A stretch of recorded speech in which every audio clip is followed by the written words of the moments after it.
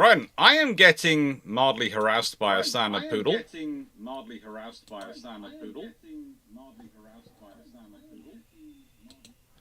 And therefore, I am guessing,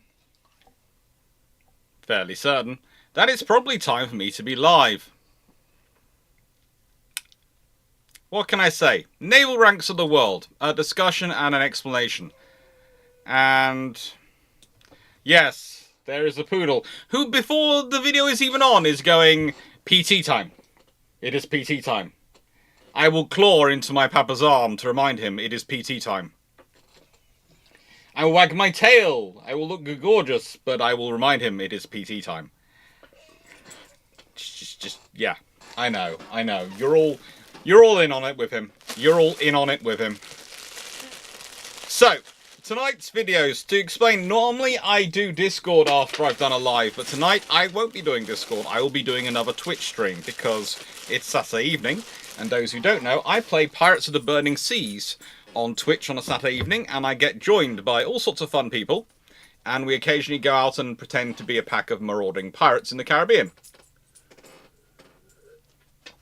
So that's always fun. I am also, because today I have managed to record 2 videos, and one doesn't want to ask how many recordings that took to get 2 videos completed, and I'm doing a double live, I have opened up the bottle of Iron Brew, because also I needed it. Yesterday was fun, so I am treating myself to a bottle of Iron Brew. Very good, Sly Glitch.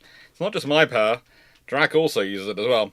And please note, before anyone gets too upset, this is my dinner tonight because, well, I hadn't eaten enough calories today because of all the stuff I'd done. So, seeing as I got my mum and sister some very nice Belgian waffles delivered, and I got this delivered as well, but it was late.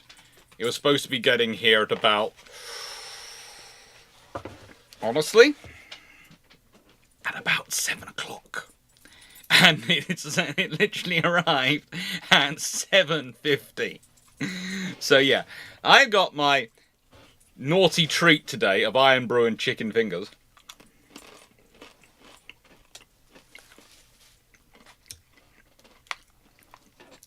No, you're not getting any of my food, Big Fluff. You have enough of your own. So I will have that there, and I will not munch them at certain points. And yes, this is the video, as advertised, that is going to make lieutenants around the world hate me. Anyone who has a lieutenant in their rank is going to hate me after this video.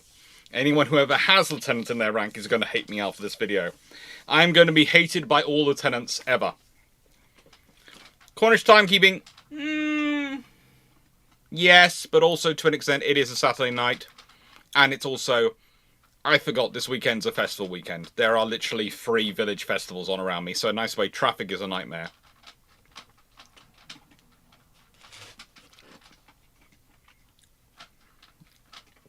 It is might be stealable food for the poodle, but he has his own over there. He has his own, and he will eat it. So, we are doing Naval Ranks of the World, a discussion and explanation, and as said, a video which is going to make lieutenants hate me. And I've got 6 navies picked from, and I'm going to go through their entire rank system. And basically, the whole idea is we can have questions and chat the whole way through, because it's one of those topics which you can question and chat the whole way through. So it's going to be a very chatty live, which is one of the reasons why I'm not going to be doing the normal Discord afterwards, but also because it's a Saturday night, as said, and I have a normal thing I do on Discord on Saturday night on Twitch. So let's start off with the Royal Navy officer ranks, and this is me starting straight in on the thing that's going to make me hate me. So let's start off with Lieutenant. Lieutenant is from the Old French, Old French of the lieu, meaning place, as in position, i.e. in lieu of, and tenant, meaning holding, as in holding a position. And technically, as it's phrased, lieutenant is therefore a placeholder. So basically, anyone with the rank of lieutenant are placeholders for their senior officers. It doesn't matter if it's pronounced lieutenant or lieutenant. It's spelt the same, and they are placeholders for their officers. They are just placeholders. I'm sorry. Ah, it's fun. It is fun.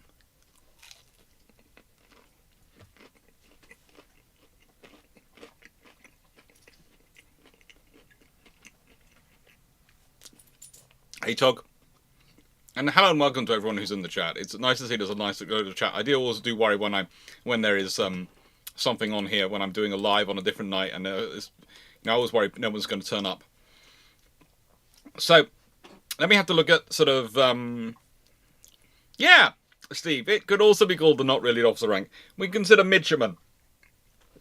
Now, midshipman is a position which can either be an officer or an NCO, depending on the Navy. And it refers to where they worked and were berthed on ships. Literally, because they're in the middle of the ship. That's it. They're in the middle, so they're called midshipmen. They were so not worthy of being bothered about that they literally couldn't be bothered to come up with a name for them or look after them. They just said, where do they hang out? In the middle of the ship. Oh, so they're a midshipman. That's it. That is literally it. They're going, we need to call them something. We do. But they're oiks and we don't give a hoot about them. True. So what do we call them so we can yell at them collectively? They hang out in the middle of the ship? Yeah.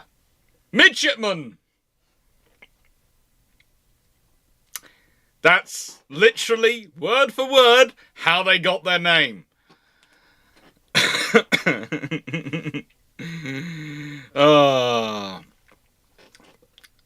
The colour systems of RN Admirals will be a whole other video and a whole historical things, Michael Cooch. But I will... This is going to be... The thing about doing officer ranks is it's going to be a series which I'll return to, because there are a lot more than 6 rank systems in the world. And so I can return to different pieces. And at this point, in this video, I'm going to be dealing with the IJN as they were, not the modern Japanese Maritime Self-Defense Force. So there's lots of chance for me to return and go forward. So... Now, we sort of go through the admirals, and we go through the... Sorry. Vice basically means second in command. Vice. And, well, yes. It's a fun phrase. It's a fun phrasing. It really is a fun phrasing when you start looking at its history and its origins of the word. But basically, vice just is an old thing for second in command. And it's a very old thing. It's a very old one. The Royal Navy have been appointing vice admirals since the 16th century. And basically, the vice admiral evolved from the rank of lieutenant of the Admiralty. And then eventually, once they were getting senior, they went, oh, okay, we need something. So vis-a-vis vice. So the sort of admiral. Okay? Vice admiral is sort of the sort of admiral. Realistically. It comes from a similar root as the phrasing vis-a-vis. Okay? Now...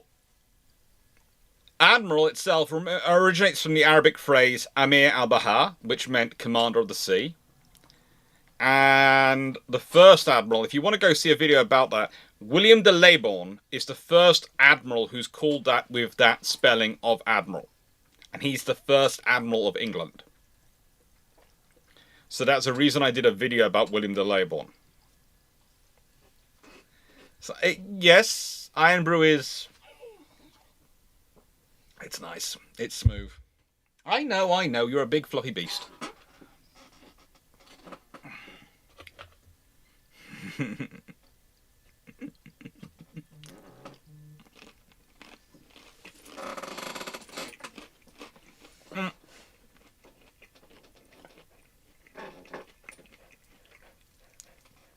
Now then you have Commodore, which comes from the Dutch Commandeur.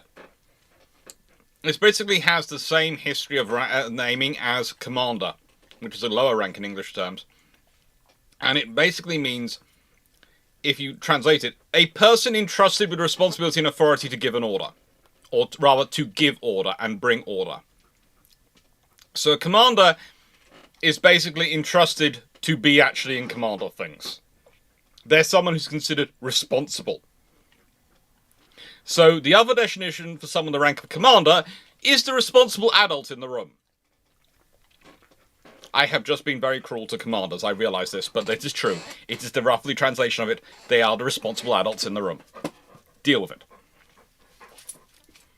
And captain, well, it basically comes from the older meaning via Latin and various other things to mean chief or leader. So there we go. Those are the officer ranks.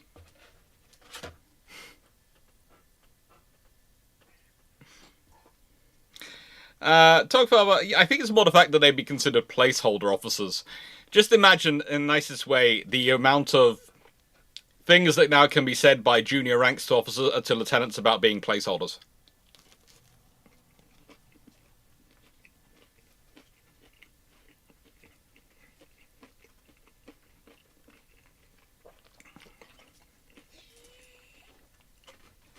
It's all fun. It is all fun. And I'm sorry if I'm eating a bit in front of you, but I did order, the food was supposed to arrive at 7 o'clock. It was supposed to be eaten a long time before you guys were going to be here. So I do apologise. And then we get to the NCO ranks. Now, warrant officers are rather easy. Okay? Their title comes from the warrant that gives them permission. Because warrant officers didn't get a commission from the Crown, like officers did. They got a warrant from the Admiralty, which allowed them to practice their trade aboard ship and gave them the status of officers without the duties thereof. So they're warrant officers. Now, here is the thing where I get in trouble with petty officers, although most of them will probably know this. So the French word that the petty officer comes from is petite, which means small or minor. Now the thing is, petty officers is first adapted during medieval England, and it just meant small officers. So basically, petty officers were small officers. They weren't full-size officers, they were small officers. You got that? It all makes sense. How are we doing in the chat?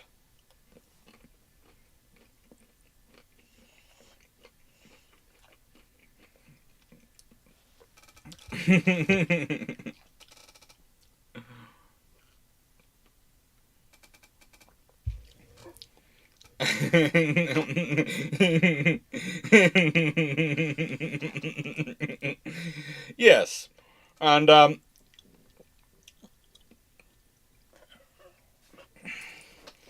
Admiral of the Fleet sounds really indecisive when you spell out the meaning Commander of the Sea of the Fleet.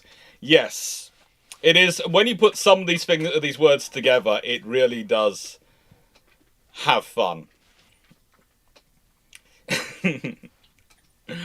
And okay, at some point I'm going to do a video also about the symbology which goes with the ranks, but I realised very quickly that if I wanted to do a rank video which included the symbology, I'd spend my entire... I'd never get past one Navy, because the symbology which goes with some of the uniforms would go on forever, and I'd also have to get one of my friends on who's done an entire PhD in this topic, and it's a really interesting PhD, because the symbology and the history of it. But the whole point of why leading seamen, leading ratings are called killocks is because they have a killick anchor as that symbol, which has a rope around it, as their symbol, as their badge.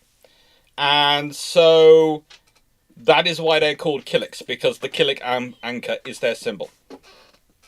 And so, you know, if you know my Discord server, you'll realise that in my server there is the whole server, and then when you are really have shown that you are going to be debating in good faith and are committed to turning up to the chat and talking in there a lot, after a while, when I've had two basically Master at Arms or higher recommend you, you get made a killick, rather like the killick process in the Royal Navy, and therefore you would then get to go and have chat in the killick area, which is basically where we know people will debate in good faith. So you can get away with a bit more in that area. A bit more. Not much more, but get away with a bit more. No. Okay, I'm going to the chat. Is it PT time or not PT time? To the chat, your decision.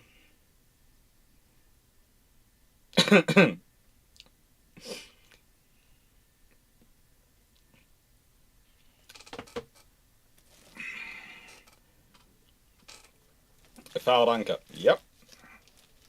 Always PT time. PT time from Paul. Paul is worried about your weight. Paul thinks about your stomach, but yeah, he has been a bit unwell. He's on extra, as they say, steroids at the moment, so he is hungry all the time. Poodles on steroids is fun.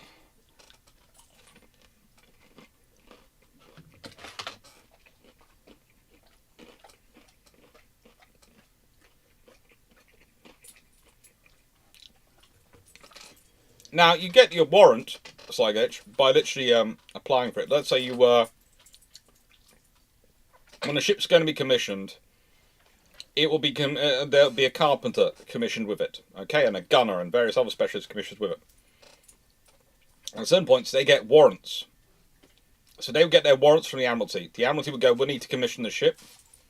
We need people from the dockyards or the various authorities who go to the ordnance board and go, so we need a gunner, we need this, we needed that, and they get the names put forward from them, and they give them a warrant, a warrant of commission, a warrant of rank, and that's how they were put in post. That's sad, Walter Brodus.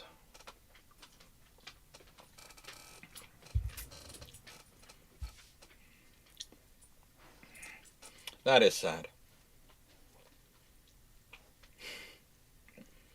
Now, after the Royal Navy, well, it seems only fair I go to the Imperial Japanese Navy. Well, this one I did recently already, and I've already done a bit of a discussion for in Kaigan Chusho Nagumo's video. But, again, I thought I would do a live on discussing things. And as you might notice, there's already a recorded video of these things as well, put together. Now, it's worthwhile considering the origins of the Imperial Japanese Navy ranks. The fact is, if you put Rikugun in front of them instead of Kaigan, they are army ranks. Okay?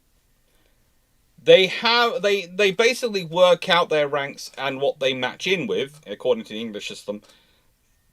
But the rank system they're using are actually the full Neo-Confucian, to an extent Shinto, and samurai rank systems. It's very much from their own history, their own culture.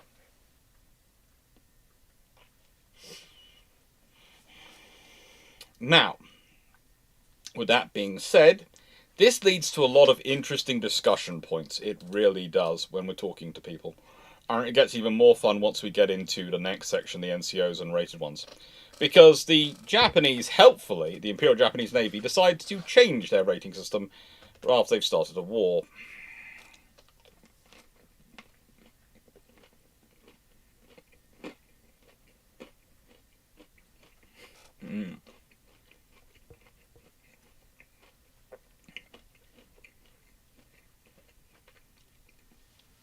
There'll be lots of ranks videos over the years.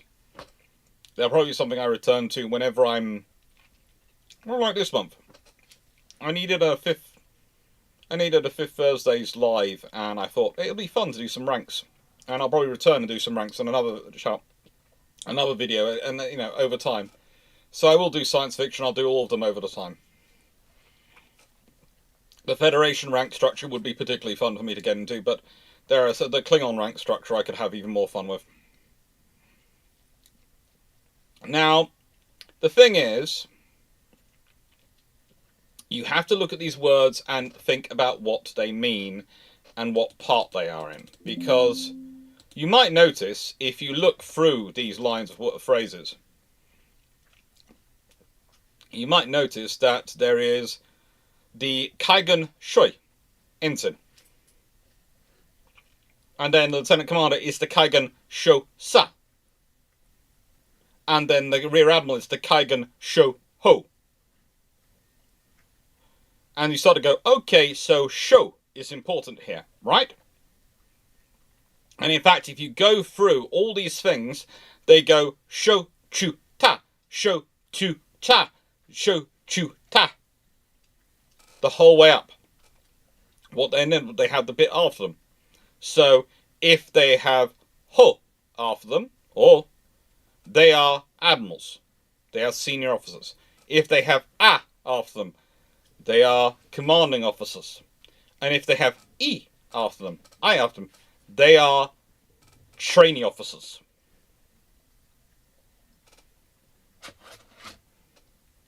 So quite literally, you can go, okay, so you have a Chu means a middle rank or whatever they are.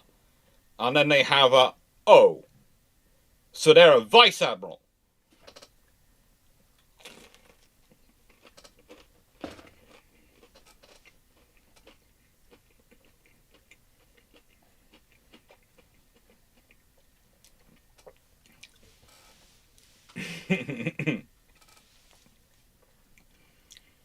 Now, the fun thing about this is it does make it easy to try and work out their rankings and go through them. But also, I'd say the real fun with this system is when you're trying to do translations and you're working out what they mean. You have to remember, the translations are different when you're talking about the ranking in the army and how they interpret the words. The rankings are different when they're in the Chinese variant. And the Chinese use a system on this, a similar system of ranking, because they had a similar background of Neo-Confucianism. And it just gets even more fun. But the point is, I tend to try and make, is if you consider that if they have got Sho, they are basically considered a trainee in their role there. And I basically means a trainee officer, or a very junior officer, trainee officer. So basically, ensigns are trainees. Lieutenant commanders are trainee commanders. Rear admirals, they're trainee admirals.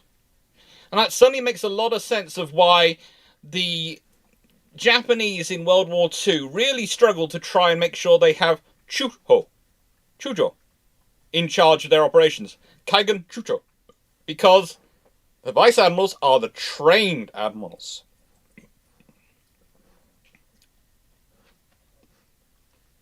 The trained admirals. Don't worry, Patchingham.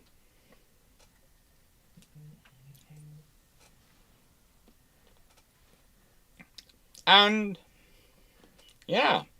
Of course, the Emperor has Daigen Syu Kaigen Taisho.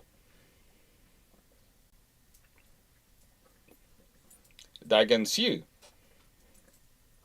is the operative word. However, if you want a good example of what not to do when you've just started fighting a war, we only have to turn to the next slide.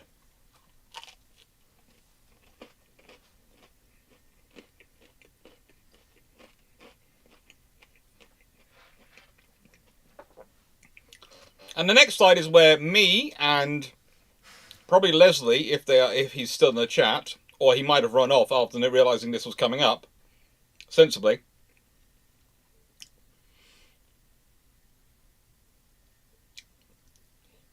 is going to run away. In fact, he's already put no in the chat because I think he knows what's coming up.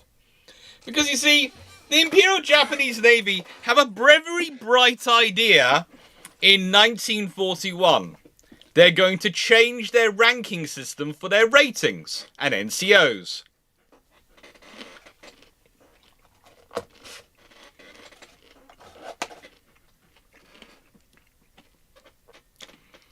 And they wait to do this till 1942, when they have just started a war. So you think about it.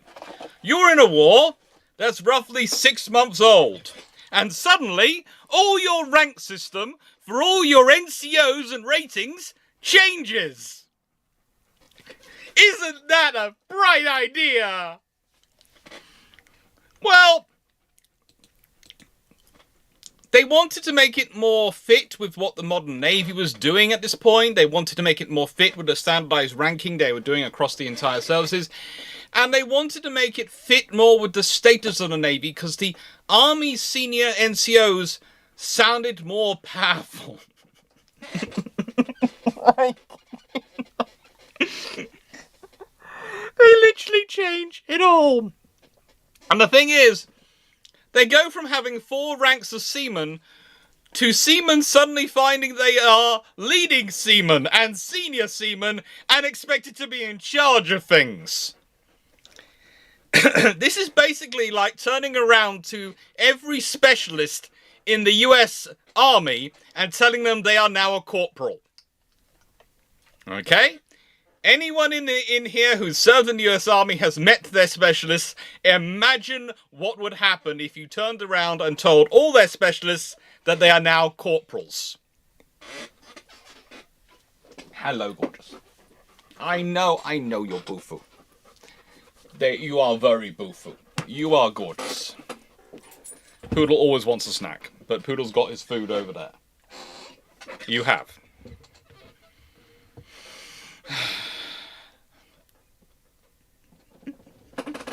So, yeah, I'm just letting that all sit in with you all. What could possibly go wrong is now turning up. Alright. So, the fun thing is, again, is you can start to turn out the ranks and what they're doing. The point I would make is you suddenly find the O, which again, if you remember from the previous one, O is what's at the end of people who are an admiral, who are senior command. O means they expect you to be in charge.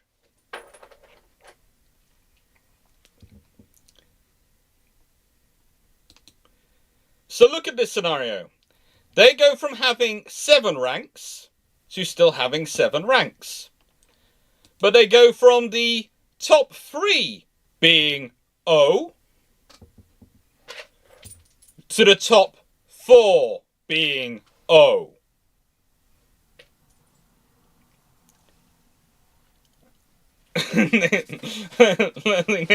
Leslie is crying.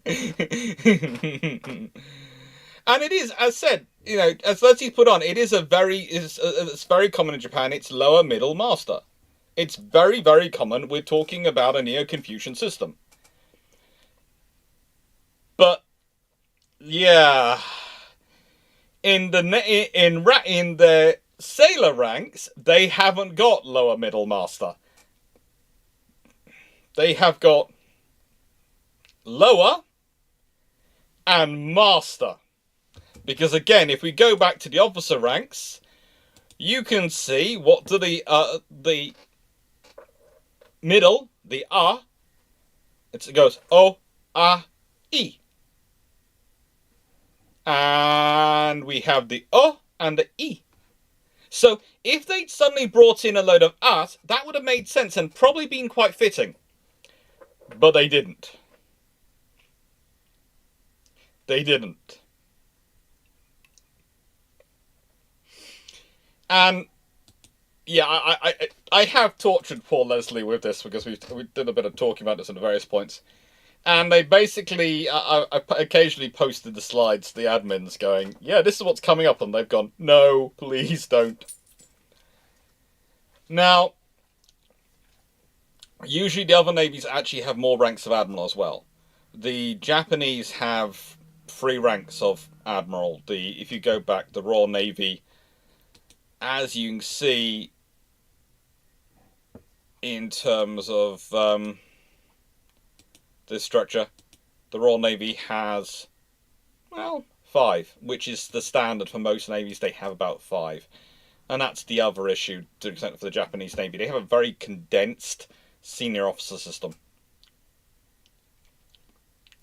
So, when we start off, the Petty Officer First Class is called the Ito Hiso. That is now the second rank down in the post-1942 one. With it being with the Joto Hiso, Chief Petty Officer, being created. Then we have the Nito Hiso, being the Petty Officer second class, again, makes sense. And Suhe Shiho, being the leading sailor, leading seaman. If we consider previously, they had Ito Hiso, Nito Hiso, Santo Hiso. So, Petty Officer first to third class, and then you had Ito Suhe, Nito Suhe, Santo Suhe, Yoto Shiho. And basically that goes sailor first to fourth class. Well, you've lost that. You've lost your third and fourth class sailor. You have lost your third class petty officer. Now, you've got Suhehiho, which is your senior sailors. Then you've got the Joto, what they're now calling the Joto Suhe, the senior seaman. Because Joto basically means senior. So that can otherwise be translated as chief petty officer, or chiefs senior petty officer, which means also technically Joto Suhei could technically be translated as chief sailor. It's not, but if you consider what they are now putting on these things, they're now putting very much leadership roles on these ranks. You might informally expect your first and second class sailors to do leadership roles. Now you've told them they have to do it.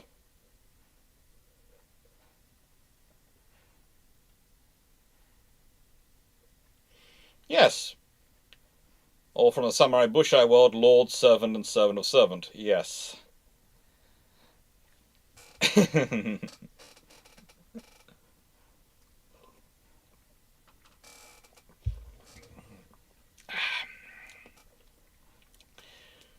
And then, well, yes, we have the Ito Suhei and the Nito Suhei again. It's what you realize about the Japanese is they've got a lot of complexity in there, but it gets, I'm just going to tell you now, it gets worse because it gets even more complicated because you think you have your rank sorted out, you don't.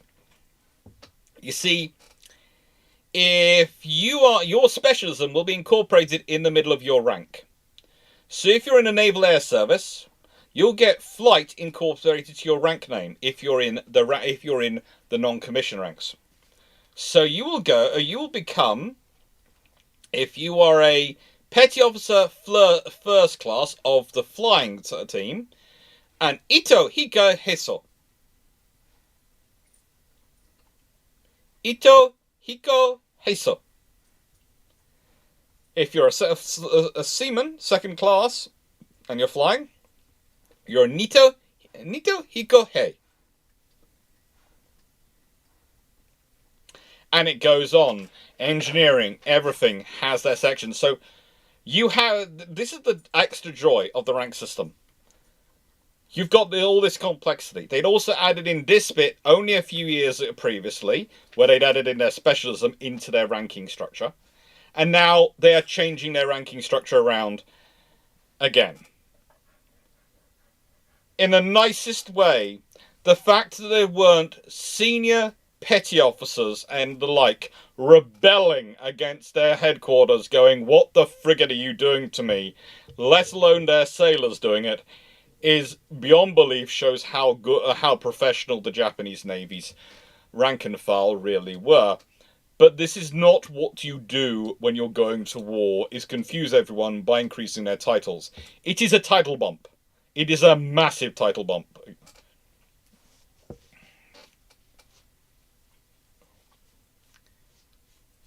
Leslie's in no joy at all. Yeah.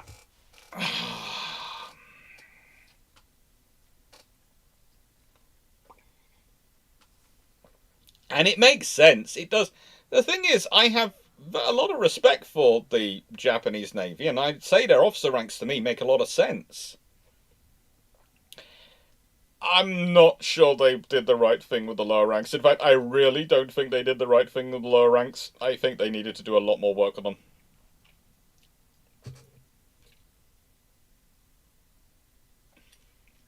Now, there are people asking if this can get any worse. Oh, my dear sweet summer child. I have the Soviet system in tonight. We have the Russian Navy in this video. We also have the Spanish and the French.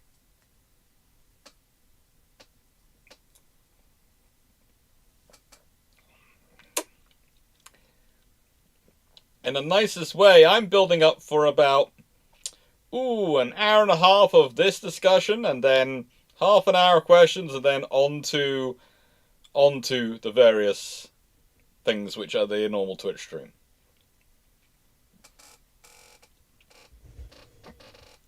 Okay, this is mildly confusing.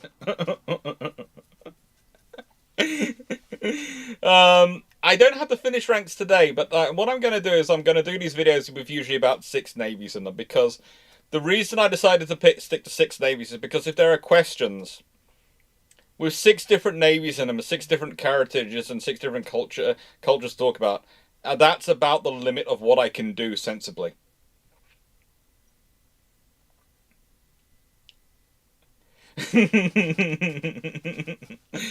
Buy a lot of Iron Brood. Matthew Keeling, that's the only answer I can give you. Oh, good lord. So, now it's on to the Dutch! So, this is the modern Dutch Navy, and you might notice they don't have Admiral. That's because they've decided that they do not have enough ships to justify it, so they only have Lieutenant Admiral. But don't worry, below Lieutenant Admiral they have Vice Admiral. Below Vice Admiral they have Schubinacht, Sheriff by Night, or the equivalent of Rear Admiral. And then they have Commander. So they still have 4 ranks of senior officers above the rank of captain.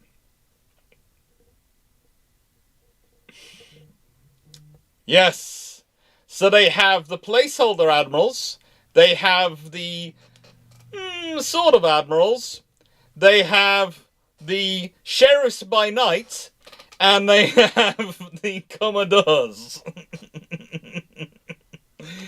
And I have met... I still... Okay, the most fun experience you'll ever hear if you hear someone say Schubinacht, and they're saluting officer, and you're sitting there going Schubinacht? What the doesn't sound like any, and you get it explained to you. That's our Rear Admiral.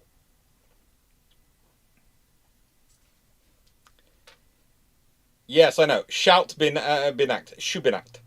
I might be pronouncing it because to people I've heard, literally I've usually heard it being said next to me, and that's what I'm remembering. So Schubinacht is what I got. So shout by night, Binacht, maybe, but I go with Schubinacht. Shout by night, shout by night, big night, yeah. Just shout as in yelling. Okay, but. Leslie's down from 6 to 4 models of 1901 already. I'm sorry, Leslie. Just wait till you get to the French Navy. You're going to enjoy that one. You're going to enjoy it. And we haven't even got to the Dutch NCOs yet. So, the thing is, the Dutch ranks, it's kind of easy to work out. You don't really need these explanations because you can work it out mostly from the Dutch if you speak English. Captain the Sea, Captain of the Sea, Chief of the Sea, and Captain Lieutenant the Sea. Now, that basically means placeholder captain at sea or junior naval captain at sea. So, yeah. That's their equivalent of commander. You're either a captain at sea or a placeholder captain at sea. Matthew Keeling, so the shoot by neck was originally person in charge at night. Yes, literally. The Rear Admiral's job was to be in charge of the fleet at night while everyone else slept.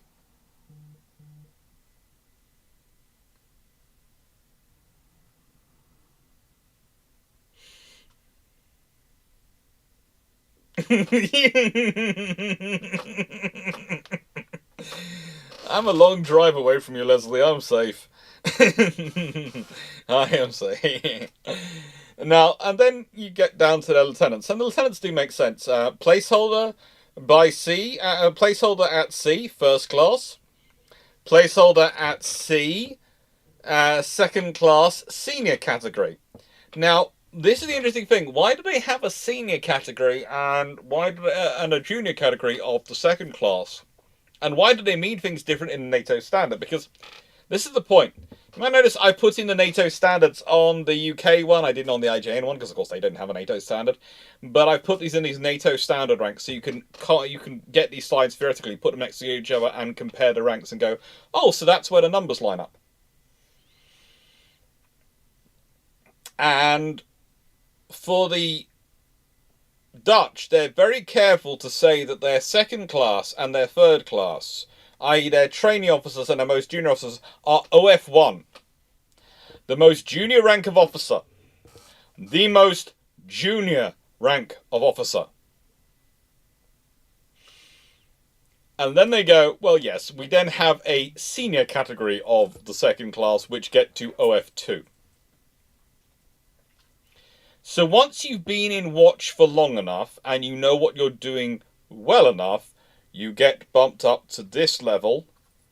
And basically this is, we don't trust you to do anything without someone watching you very carefully. You are still learning your job and you have enough authority to cause trouble. So we're going to keep an eye on you. This we trust you to be on your own. Limited, but on your own. I know you enjoy driving, Leslie, but you also have practice, if I'm not mistaken, tomorrow morning, and other commitments, which means you won't be driving in my direction. That's the benefit of doing this on the Saturday night. If I'd been doing this on the Thursday night, you could have driven down here, caused me trouble, and then got back in time. You can't tonight, so tomorrow.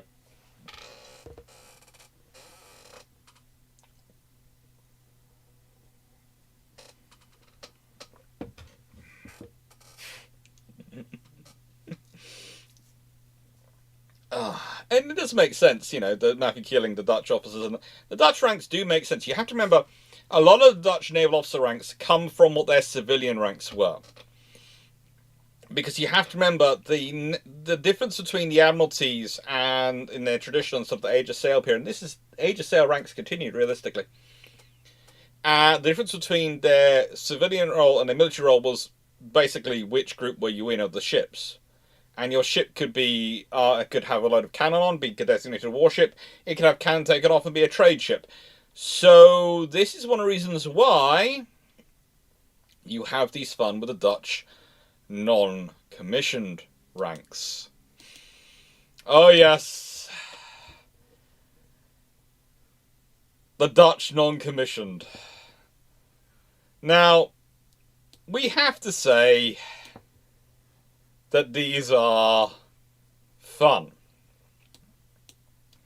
Now, matrus, the first class, well, if you know that some of the other definitions of sailors are also sometimes called matelots and matrus and all these things, basically that means sailor first class, sailor second class, and third class. Okay? That's fine. That is fine. Now, you then have, these ranks can be either or depending on their position and what they're doing, okay? And it's enough fun to work out in the Navy that I've just left them both in there. Basically, they both either can be fit in these roles depending on their seniority in post, which one they rank in with. So you could be a corporal or a quartermaster. I can't think where quartermaster comes from. Can you? And again, quartermaster, the person who's in charge of is the master of the quarters of the supplies and logistics. Bootsman, sergeant. Now bootsman, boatswain.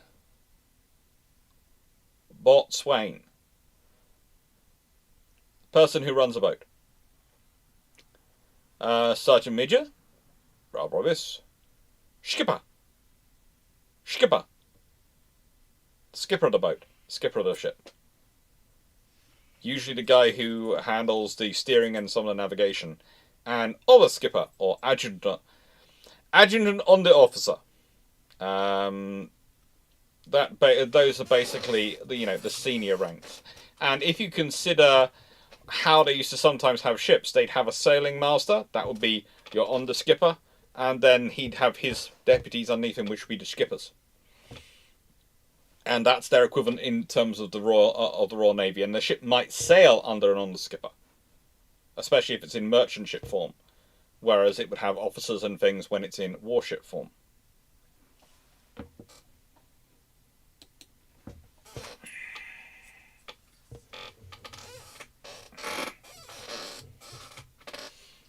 So, there we go.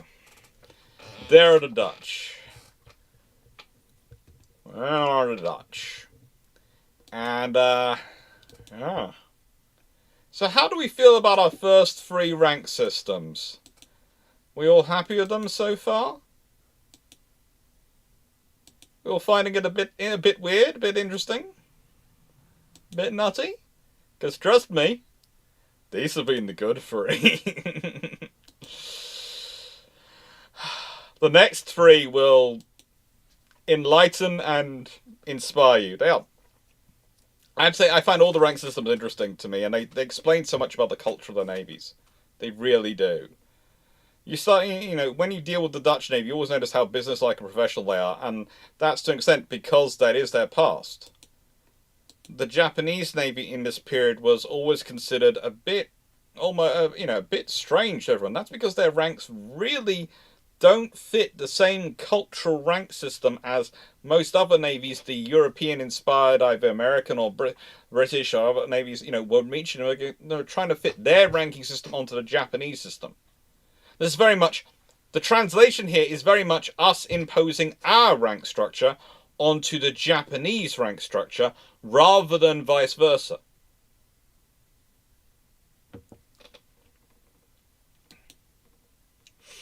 And then you have the Royal Navy's rank structure, which is basically who's placeholder for whom and who's in charge. And we're going to keep this as blunt as possible. Do you want to answer that question? We haven't got onto the Russian ones yet, Leslie. That's going to cause you real fun. So, shameless book plug time. When I go, thank you everyone for liking, sharing, subscribing, supporting the channel, helping it grow. Thank you for being so nice and friendly and always helping out the channel. I realise this video is delayed from Thursday, and it's not going to be a massively long one. It's not probably going to be as long as the normal lives, but to be fair, none of these are going to be that particularly long because, as I said, they're leaving time for questions, but also the fact that it's a lot of information once you get into it, and it's a lot of different information, whereas when I'm doing a normal video structure about an event or about a battle or a person, it's building up on it as it goes through. This one is going to hop from topic to topic to topic to topic.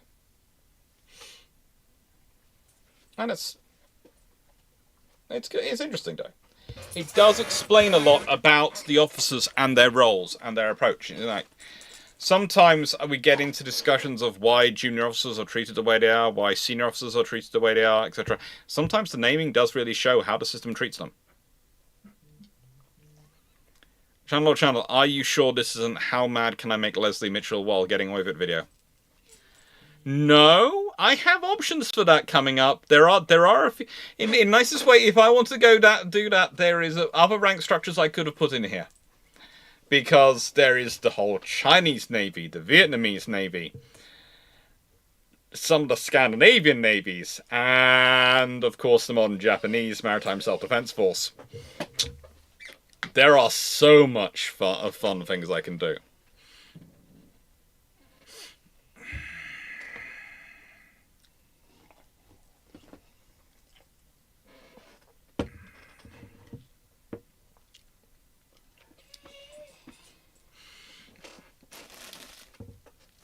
Now, So that's a shameless book plug. As you all know, this is my book. It's what I shamelessly plug every video when I'm plugging the channel. There's a lot of stuff coming up soon. A lot of things should be advertised soon, and a lot of fun things should be coming out soon.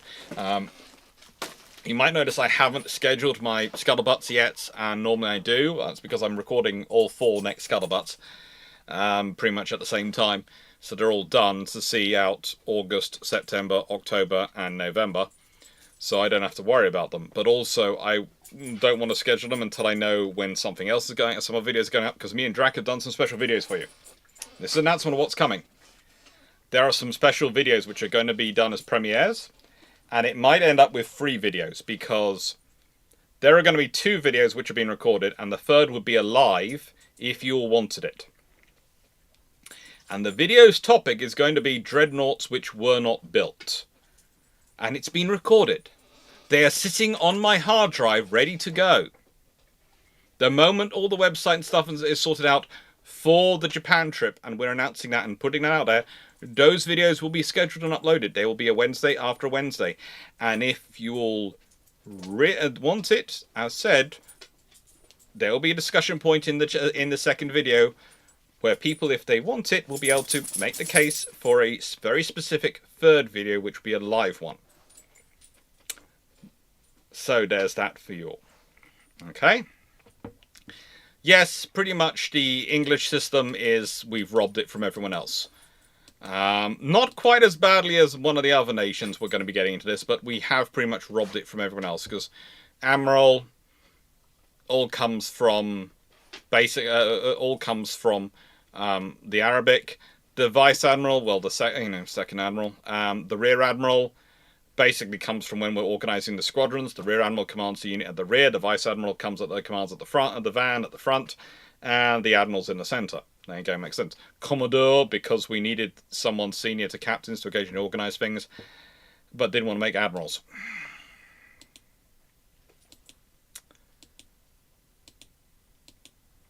So there you go.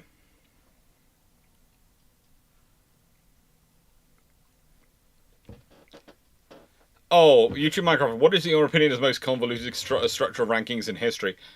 Oh, it's gonna be fun. I'll see if you can guess which one it is in here. It's certainly a contender for my position on that one in here.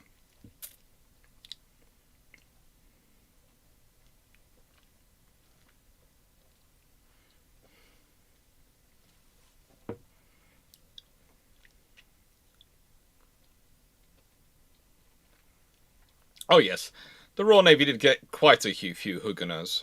Quite a few Huguenots. They were good officers. With that being said, thank you, David Goulding. Thank you. Now, Japan. Oh no, Japan is interesting, but Japan is not the most convoluted. Japan just likes to pick bad points to change their entire system, as said. We're going to war. We actually know, because we're going to start the war ourselves. And you know what? We're also going to change the ranks of our ratings and NCOs at the same time.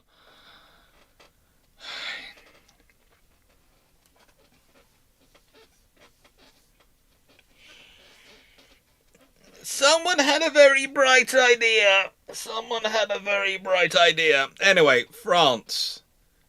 Amiral de France is their senior rank of 10. Admiral of France. Makes sense.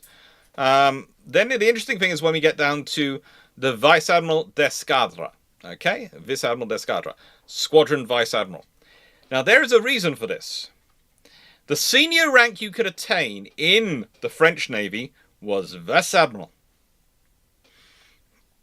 Now, before you start thinking, well, hang on, Alex. Okay. What do you mean? I mean, the senior rank you could actually achieve in terms of being promoted to as a permanent rank is Vice Admiral for much of the French history. And the rest of the ranks have been promoted above it. You are brevet promotions. You might be able to retire in it and hold it for retirement, but you can also be busted down to Vice Admiral. Now, the thing about Vice Admiral in France is if a Vice Admiral comes up to you and they go, but I am a Vice Admiral, you are a Vice Admiral, surely we rank equal. You don't. Because if you're a Royal Navy Vice Admiral, you will immediately notice something if we go back to this video. In this scenario, the Vice Admiral is, for the Dutch, is an 08. The Schuldbenacht is an 07. If we go to the Royal Navy, the Vice Admiral is an 08. The Rear Admiral is an 07. This is because, for the French, Vice Admiral is really their equivalent of Rear Admiral. And Vice Admiral d'Escadre is their Vice Admiral equivalent. Just to make your life easy. And then they have their Contre Admiral, or Counter Admiral. Their second Admiral. An Admiral who counts. They count as an Admiral as well. Contre Admiral. And they're your Commodore equivalent. Okay? Now, this is what causes a lot of trouble for the French in history, because it means when their senior officers turn up to events, if they haven't been confirmed in post, they get positioned with, if the Royal Navy's being nice, with the Vice Admirals. Occasionally they get positioned with the Rear Admirals. And this is what leads to certain French senior officers, even in World War II, being very upset with the Royal Navy because they were insulted. Because they were invited to a funeral and they weren't positioned with the other commanders and chiefs of navies because they were all admirals. And the Royal Navy and the ranks were, it was basically your seniority decided how close you were to the coffin. Let's consider that again. There was a Frenchman who was upset about being seated further away from an English monarch's coffin. Why? Because he felt it maligned him and made him feel smaller. He was still invited to the events and things according to his rank and title. He was still invited to the meals. Literally the thing that annoyed him was where he was seated in the abbey when the service was being done. And this is all because they do not have the permanent status.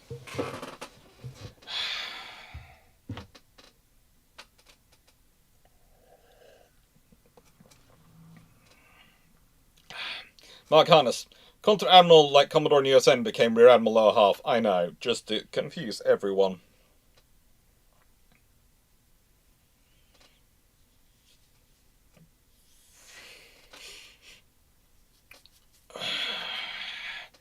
No, Austria-Hungary will be in a different video.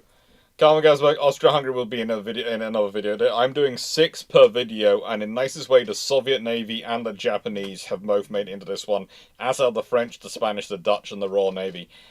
In a nicest way, that is more than enough. More than enough.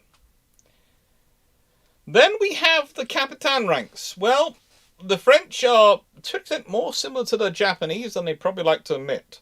Because they have the Capitaine de Corvette, the Capitaine de Frégate, and the Capitaine de Vaisseau.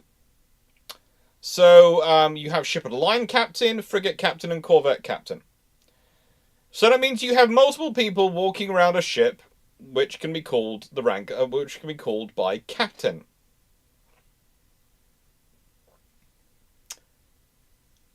They can all be called captain. So the idea that we often have, that some have, and I have talked about it with them, that having multiple people on a ship called captain can be confusing, you can deal with it. You can deal with it. Everyone knows who the captain is in charge. But there is an advantage for this for the French. I'd point out.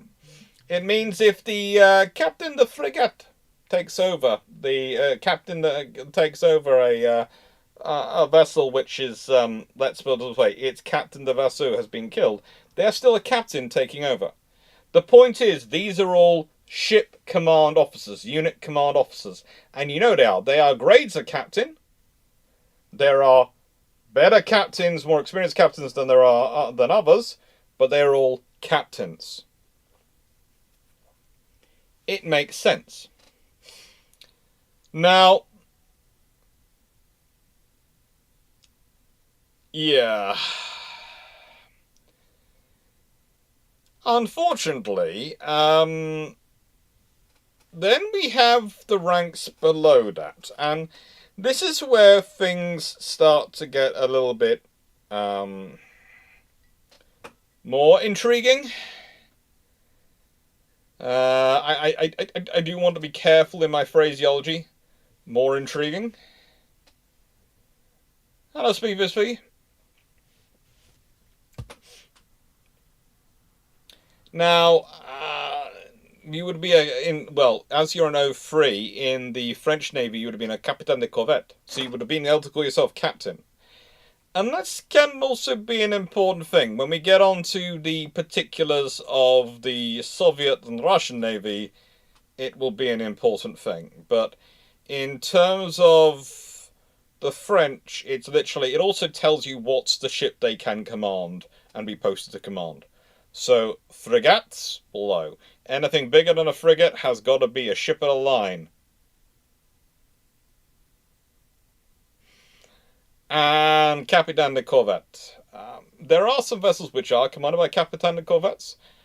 The thing is, it does also make it slightly more difficult for a Lieutenant de Vaisseau, or a ship of the line lieutenant, to actually be put in charge of anything.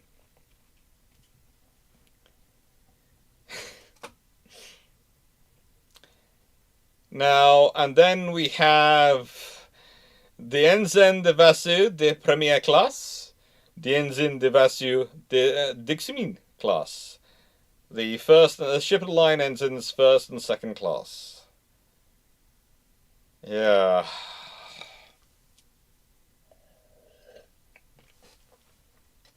Look, there is an advantage of that. The odds are they get called, people just call them ensign. And the thing about being called an ensign is no one's going to expect much of you, but they are going to expect you to be listening and paying attention. And I'd say that's an advantage. I would.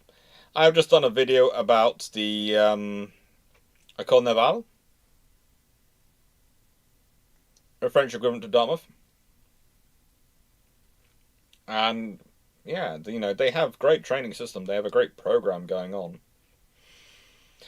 Gonna have to check some of those videos because some of them I've recorded on going. They've only not loaded on. I'm gonna have to check. I don't need to re-record any bits. It does make sense, Dan. It does. But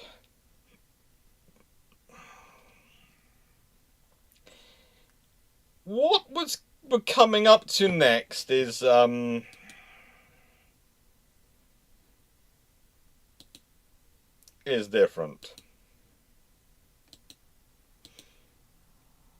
It's different.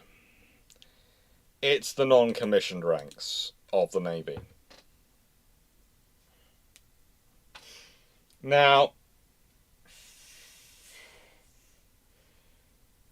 their senior rank of NCO in their Navy is Major.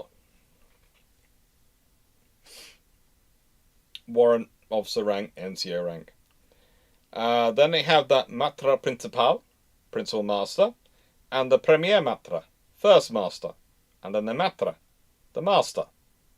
Again, all makes sense, because sailing master and history, it does make sense for sure. And then they have the second Matre, second Master. Okay, so they have a lot of masters going around, and they have a major. Alright. Then they have the Quartermaster de First Class, Quartermaster, First Class. Quartermaster de Second Class, Quartermaster, Second Class. Matelot, Matelot, same, and Vier Class, which is Matelot's second and first class are basically variations on able seamen. And yeah, there you go, you've already spotted it. Sailors, the first rank, are called Mus. Mus. Now, there are reasons for this. The French still have variations of national service, which do mean that whilst it used to be voluntarily, but then was made compulsory, now they've cut funding for it, but again, Funding might be reinstated for it. It's all a very interesting thing going on. And as part of national service, they could end up in the Navy. And my distinct suspicion is that the people who are OR1s are either the people who are on their couple of weeks of experience, and it is a couple of weeks experience. It's basically a month's service. I think they do a month's national service, and so you need a rank for them, and for people who just joined. But I wouldn't be surprised if you end up as a Matelor Duum class, second class, very, very quickly if you're regular Navy.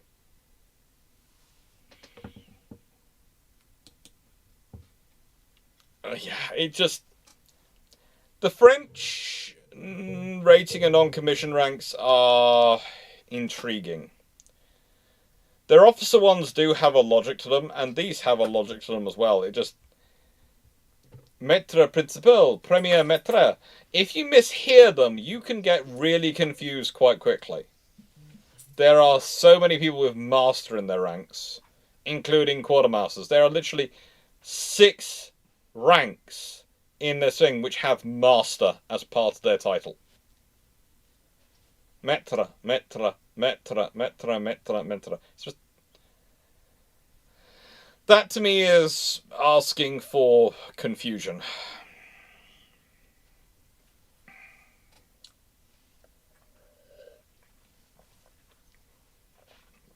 So, what do you think of the French Navy? Any questions?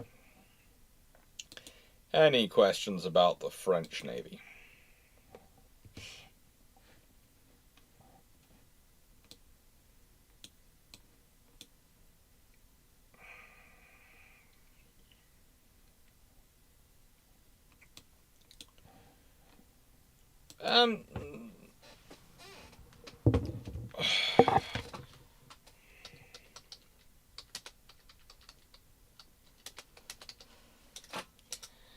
Basically, I think the translation here means, how do I put this? Something light.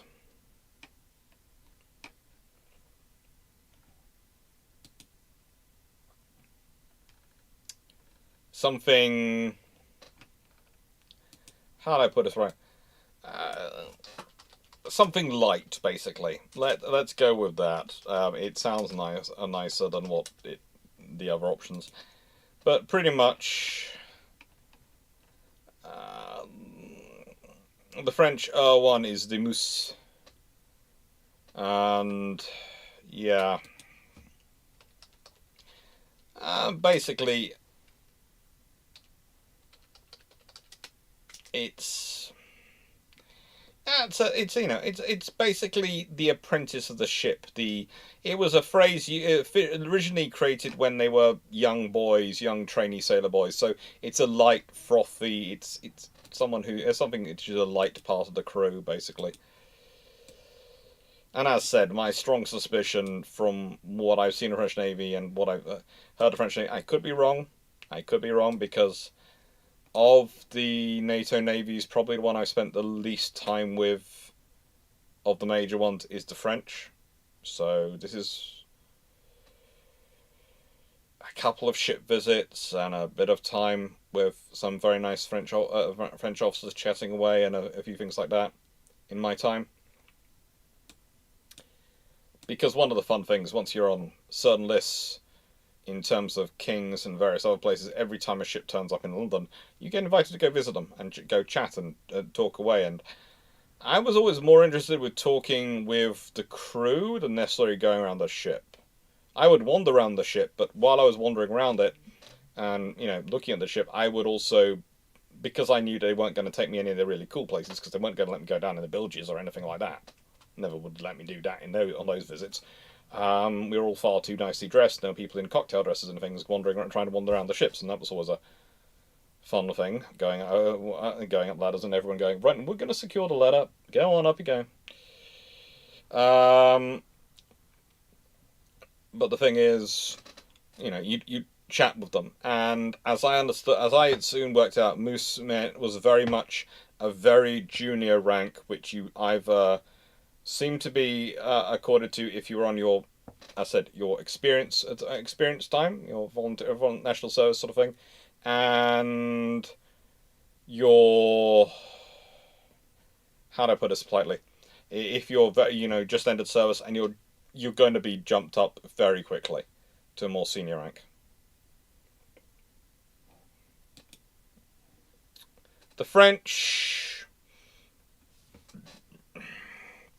a lot of European nations are moving back to a version of compulsory national service because they're basically looking at Ukraine, they're looking at Sweden, they're looking at Finland, and they're going, it's probably better to have a far larger number of trained personnel, but how are we going to go about this? It's always interesting.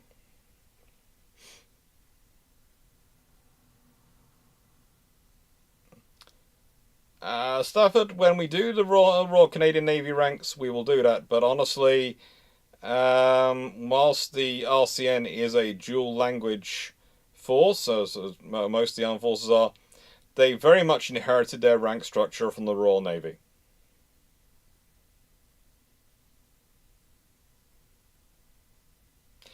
Ex-Submariner, that is how it used to be. Okay, you are right. You were right. Not yes and no.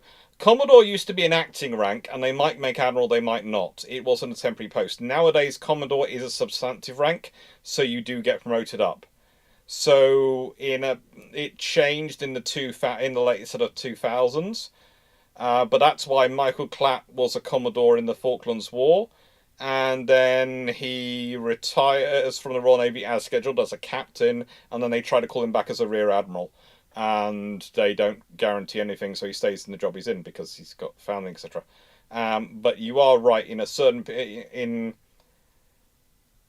if I was talking about the Royal Navy in the 1970s, 80s, and early to mid 90s, you would be very, very correct to say Commodore was a sort of temporary rank, which, yeah, it wasn't a guarantee they'd reach Admiral. Quite a few Commodores do reach Admiral. Derek Raffel was a Commodore. A fair number of officers were Commodores who reached Admiral, but it doesn't necessarily mean you're going to reach Admiral. Commodore was something you had for your job, i.e. you're the Commodore Amphibious Warfare, you're the Commodore this, you're Commodore that. And then you'll be given the rank for that job. But nowadays, Commodore has been made a substantive rank to bring it in line with other navies, basically, because the Royal Navy was weird. Our 1-stars were basically, might be a 1-star, might not be a 1-star, and it was causing trouble.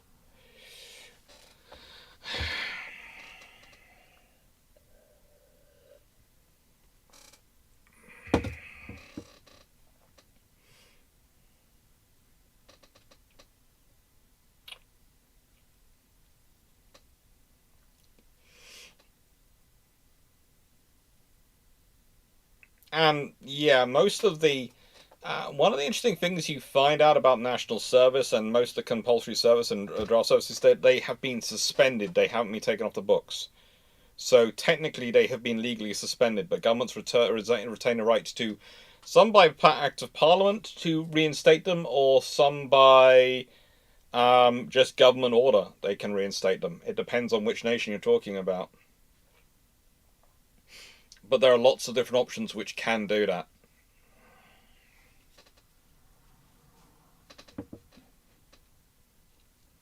Most of the European nations have it written into them, and have the ability to activate national service, etc.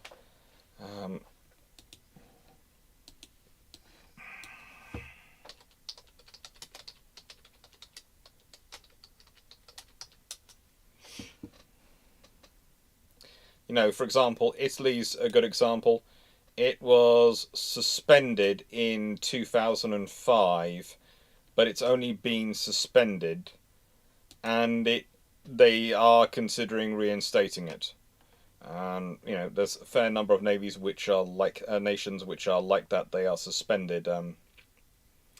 There are roughly again. There are theoretically 107 countries they tried to claim which don't have national service on them. But in the case of quite a few of those countries on that list, when I'm looking at check, because I quickly went in to check the Wikipedia list, there are Chile has no enforced conscription as long as their quota is met, which doesn't, to me, means it doesn't count because as long as the quota is met. China officially doesn't have a national service system. Again, it's as long as their quota is met.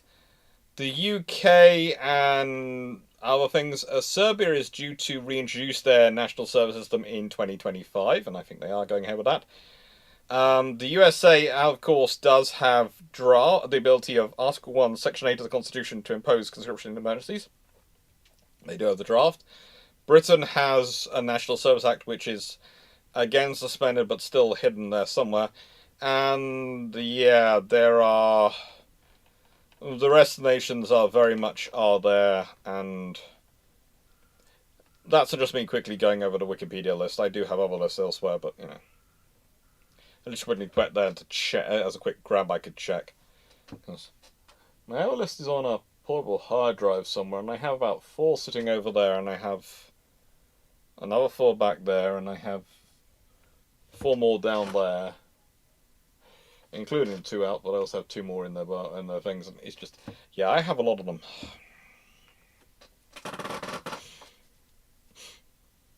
It's fun.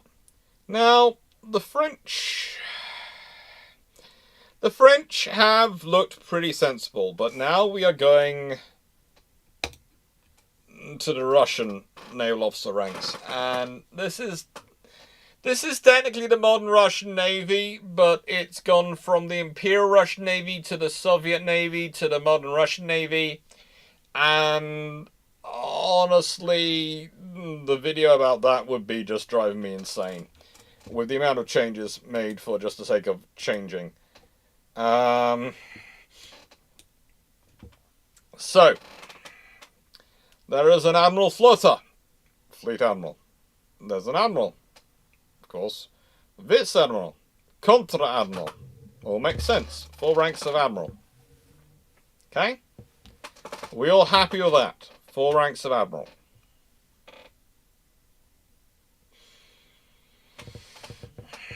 Then we have the fact that they have 4 ranks of Captain.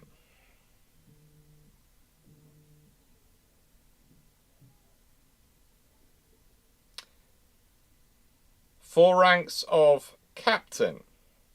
You have the Captain First Lieutenant, the Captain Captain First Class, the Captain Second Class, the Captain Third Class, and the Captain Lieutenant. Now, this owes its heritage to the fact that the Imperial Russian Navy, I kid you not,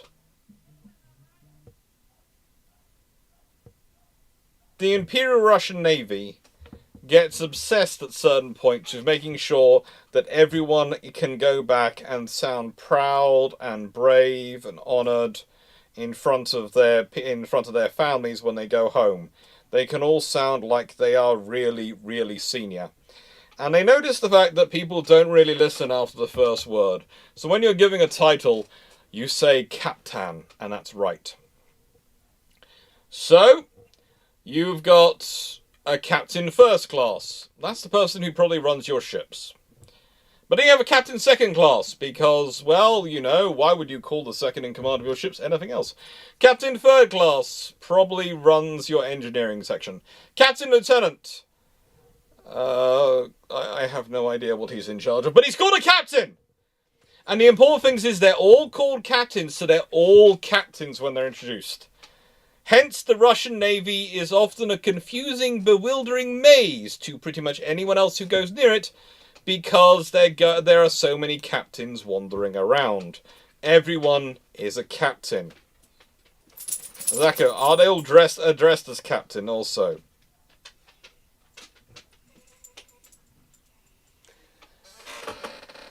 There is one person who's on a ship who's addressed as the captain, but lots of people can be captain.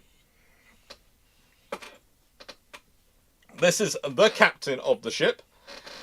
But this is one of the fun things when I usually introduce students to Red Storm Rising, and they realise that all the senior officers in there are basically all the officers on the boat, not in Red Storm Rising, in Red October, are called captain.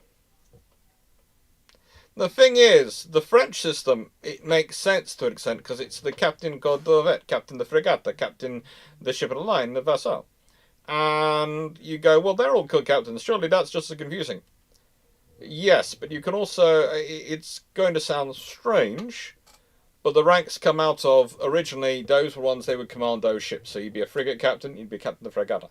You didn't match in rank in the same as a captain of the vassal who commanded the ship of the line. They had seniority to you. Made sense. And a captain of the corvette. So basically, a captain and corvette meant you were in charge of unrated ships. Captain of the frigate, you were in charge of 5th and 6th rate ships. Captain of the vassal, you're in charge of 1st rates, 2nd rates, 3rd rates, and 4th rates. It makes sense. It's your experience. With the Russian fleet, they actually start off in Age of Sail. And so you can understand if they had that. But this is the fleet, to the rank structure to this day. They're all captains. I noticed that someone has gone very quiet in the chat, and I can understand why. Because this is probably bringing back a level of trauma, which frankly they don't wish to relive. Because I can imagine anyone who's spent any time looking into the Soviet Navy during the Cold War when they were in that detail must have got very confused. Because everyone's called captain. Everyone's a captain.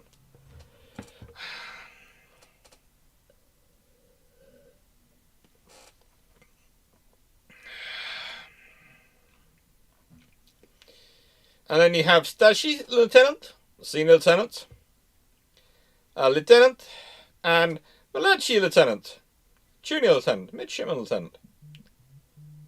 So you have 3.5 ranks of Lieutenant, 3.5 ranks of Captain, and 4 ranks of Admiral.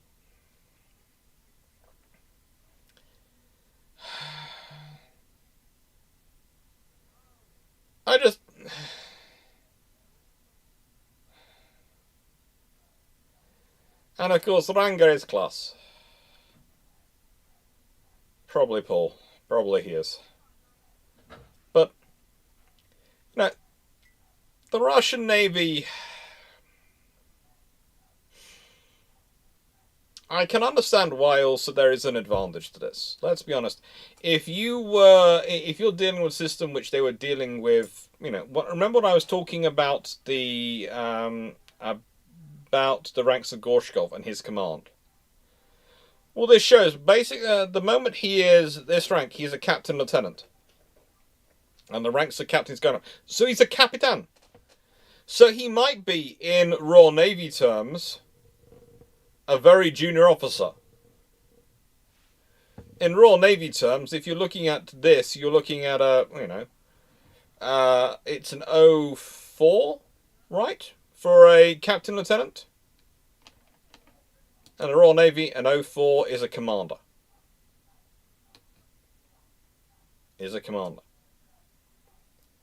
Now, maybe that's actually an 03. Maybe it's lieutenant commander, because honestly that would make more sense. And we're going to combine the Malachi Lieutenant and Lieutenant in 01s, then the Starship Lieutenant 02, Captain Lieutenant 03, that's 04, 05, and 06. Which means they should be basically a Commodore, the Captain First Class, but they're a Senior Captain instead. So where are the Commissar ranks?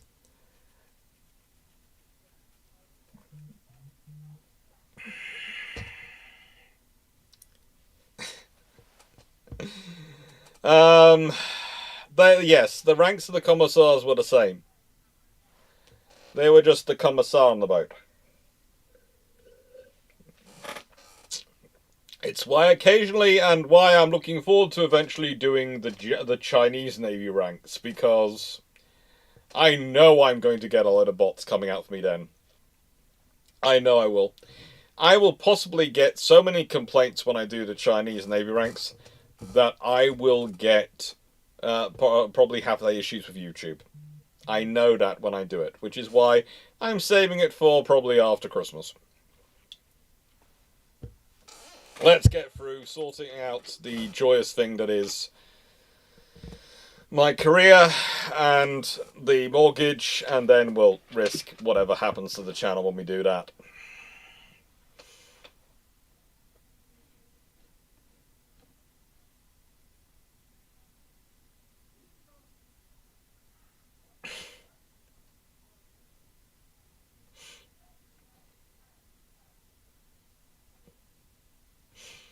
Now, Commissar are not Navy, Mitch Leslie. They aren't, but they do often affect naval ranks when they are in their positions on the thing, although rather they claim equivalent of naval ranks. And it causes fun. I once met a guy who was a Commissar Admiral who during the Cold War, and I met him when I was, let's say, before my mum and dad broke up, got divorced, so was with Dad at the time. I think was about 14. We're talking early 2000s, and he'd come to London. And it was interesting hearing how the commissars talked about the Navy.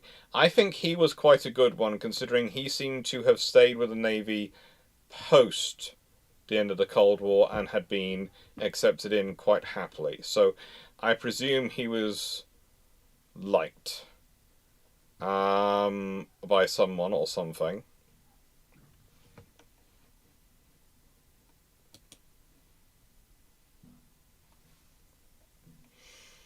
I do love Dolivan 2021 is having fun with this. I've just managed to see your messages because they just chopped up in the chat properly for me to see, because it's taken a while for them to percolate up to me. And yeah, the French are interesting. I do need to transfer my portable hard drive. In the nicest way, Paul, on the portable hard drive topic, I need to build a NAS and transfer all the stuff into a NAS.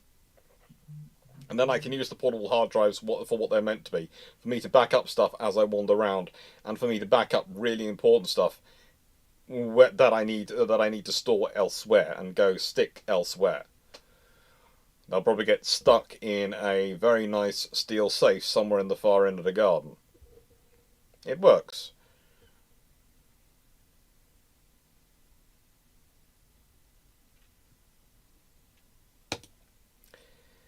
Welcome to the non-commissioned ranks. Leslie, run. Run. Run, save yourself. You can do it.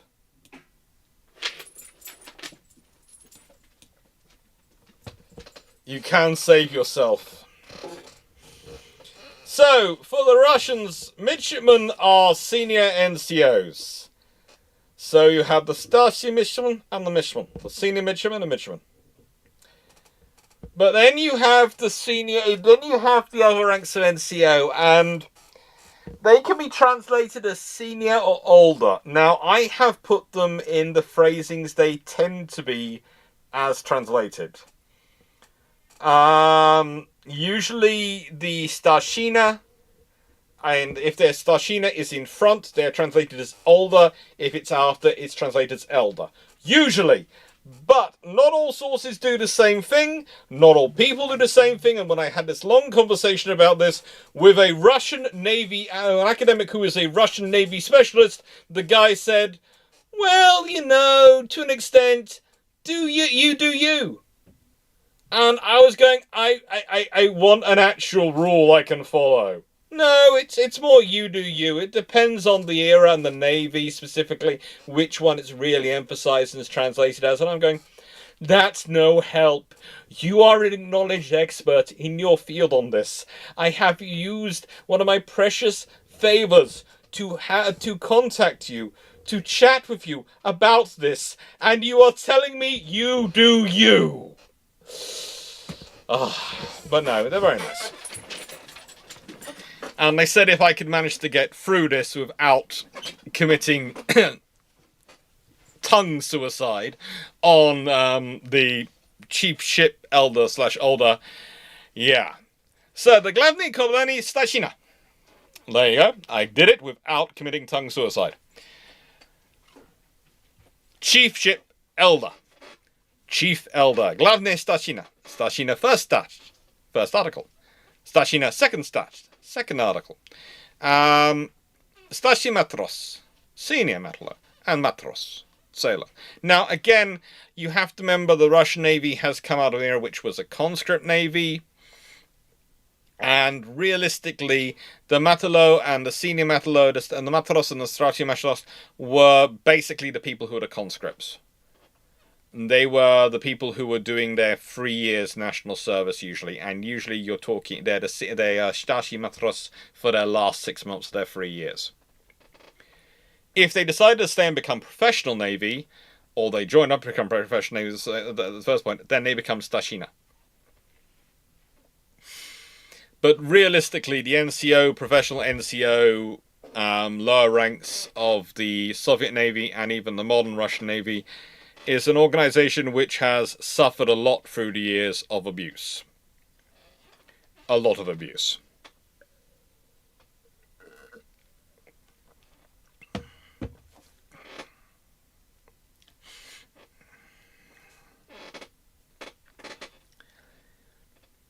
In the nicest way, everyone's talking about what NAS I should get.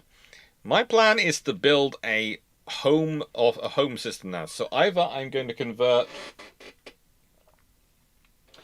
Well, I was originally going to do the silver case into the NAS and use the blue case, the old blue case, which you can probably see around there, as a machine. But I've now got the old blue case running the system which I've got to run occasionally my simulation software.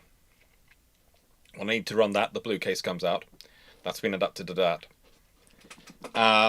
It doesn't want to interface with the internet. It doesn't like working with the internet anymore. I managed to get the motherboard to work in everything other than the network ports, and that's fine, because for the stuff the simulations I run of things, etc., I'm supposed to use a computer which I don't plug into the net, because then it tries to update things, and the updated settings tend to wreck the software. When people go, usually look at you and you go, "Oh no, I can't connect that computer to the internet." They look at you and go, "Oh, what are you doing? What's secret?" No. It's literally this. If it's connected to the internet, it'll try and update things. If it updates things, that'll muck with the software that's running on it, which is the simulation software, and that will cause me trouble and cause the simulation software to stop working. Basically, I have to do everything by patches after it's worked out. So that thing works now. The fact that I've got the old motherboard and the old computer to work to the level I have, it doesn't connect to the internet at all. It doesn't work with the internet at all. That's the part of I managed to isolate that bit from the motherboard, and when I isolated that bit from the motherboard, the motherboard started working again. I went, "Oh, I can use this." So I've got the old PC working to that extent for that. But yeah, and so I don't think the damage that's been done to the silver PC during transit and the move, in terms of the case, means I don't think I can use that for a NAS. So I'm going to have to buy something else to use a NAS and set up a NAS myself at some point.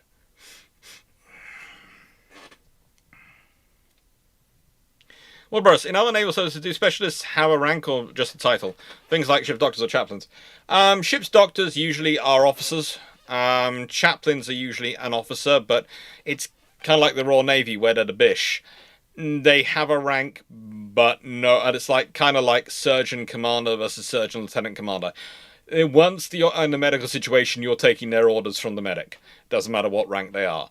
They are given that they have the rank more as this is what we're paying you as, and this is what your status is within your own group, rather than we're going to be dealing with these things. Yeah, it's always the amount of people who think, the only reason you would disconnect your computer from the internet is because you were doing something you're not supposed to be with that computer, or, you know, air gapping and things like that. And you go, no, no. The reason I keep my computer completely air gapped from the internet and this one cannot connect to network, so it's perfect. You could plug something into it, it wouldn't work. Is because it would muck up my software. Oh, it is fun. It is fun indeed.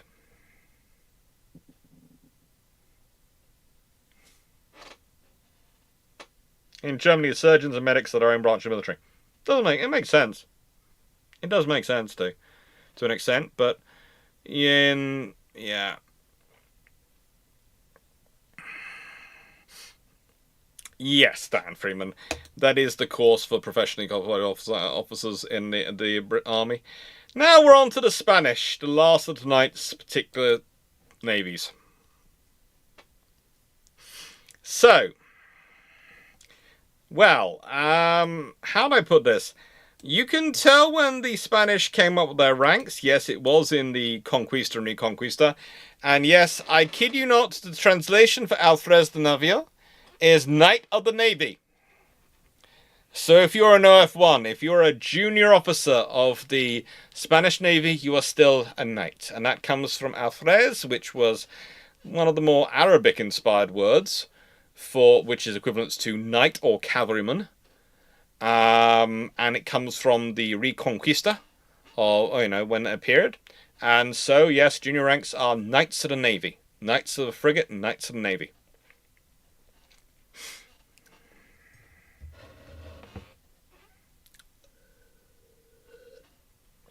So if anyone here really wants to become a knight, and they don't think of any other way they can do it, go become the lowest rank of Spanish naval officer.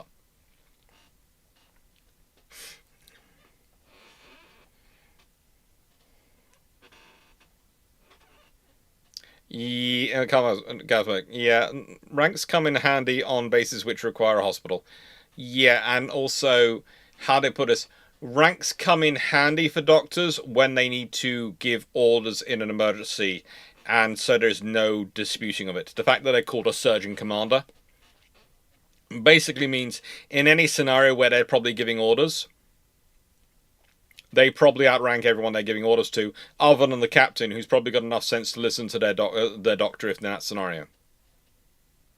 So basically, you have officer ranks. It's kind of like why you have officer ranks in the judiciary, etc., and various things, to give you authority in situations where you need the authority to give an order. And it needs to be clear and unambiguous authority, not disputable authority. So, again, they have ship of the line lieutenant, they have captain de corbeta, captain de fregata, captain de navío, ship of the line, frigate, corvette captain, contralmirante, counter-admiral, vice-admiral, almirante, admiral, OF8. Now, their OF9s are almirante general, admiral general. And this again comes from the period of the Conquista of Philip II, these sort of things, when honestly they were often in charge of both land force and sea forces. So the Captain General de la Armada, Captain General of the Navy, yeah, it makes sense.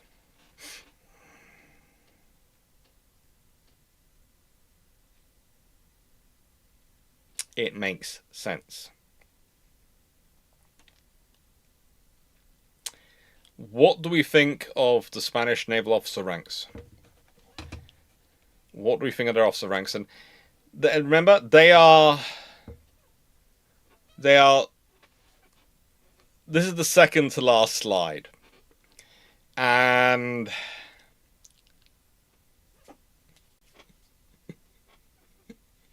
I am just waiting for you to see the NCO slide. It's going to cause fun.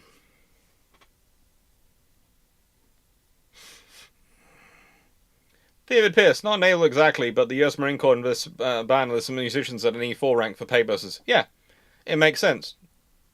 It makes sense. For pay purposes, we need to enlist at a certain rank, and it's the same with. It was the same with the warrant officer, warrant ranks, etc. During the Age of Sail for various things. It was to preserve their pay. It was to give them a certain quality of life on ship, and to also allow them to more easily communicate between different groups.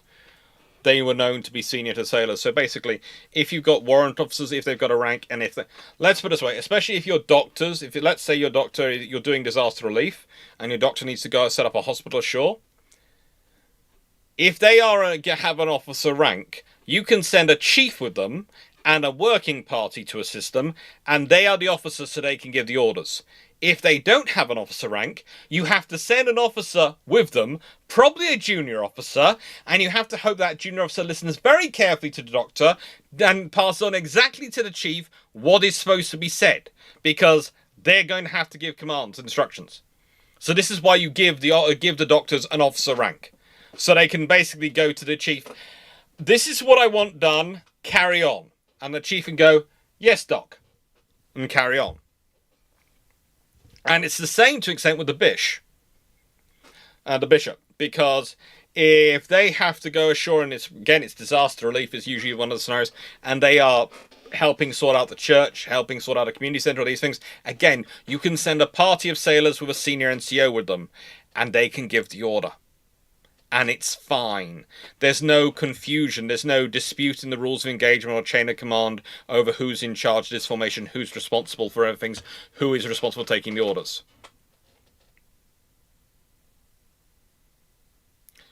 Do they ride seahorses? I have no idea. I didn't ask that all 92.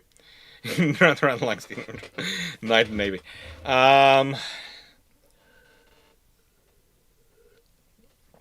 Matthew Gilling, these seem incredibly sensible. How do they go wrong in NCOs? Oh, it's almost like you read my mind, Matthew.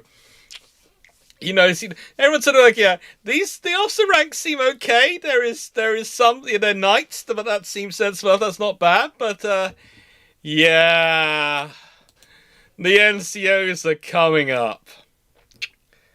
So here you're going. You have the superficial mayor and the subtenant, which is the sub-major and sub-lieutenant, as your senior rank of NCO. And then you have the brigada, your brigadier, as your OR8.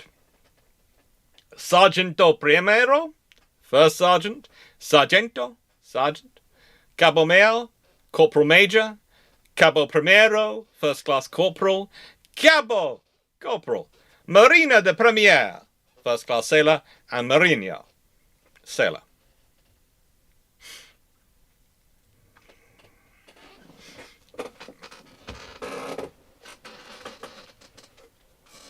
Yeah.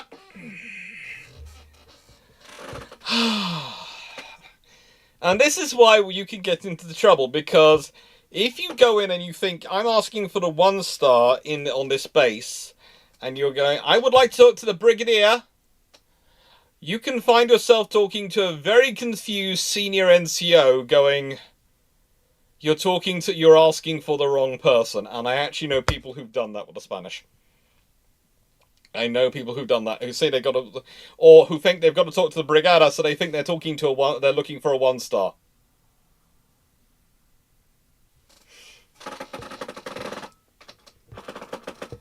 And Cabo Mayor, Corporal Major, first class corporal. Corporal is very popular.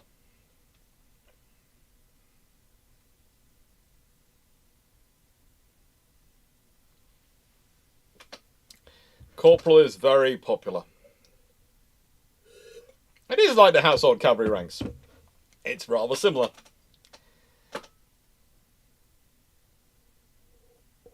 Brigadier seems weird until you realise what a brigade is. Just a pain for everyone else. I would love to, in the nicest way, Matthew, this is ending on slightly a nice one, but still a confusing one. Oh, some of the places brigadier is used. Sub-official mayor and subtenant, and the fact is they technically have the same status in NATO. They're both OR9s. Ordinary ranks 9.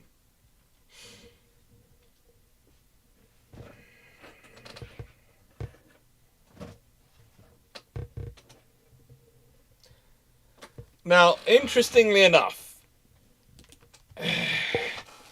The etymology of corporal is a fun thing, and I was going to get into it here, so I'll just bring up my notes.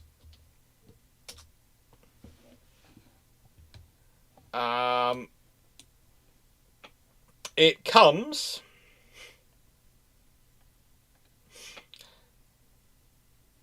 as you say, from the body of troops. Basically, it comes from French and Spanish, variant of the word Italian word caporal, which is based on the Latin of corpus, body, and it's attached to the phrase capo, which means head. So, head of body. And as you can see, the Spanish have trained it even more so to an extent. So they've got cabo primero, cabo. So technically, because of their emphasis on head, the ca part, you could technically call them the head first class. It translates as first class corporal because cabo is translated as corporal, but basically means head of body, head of troops.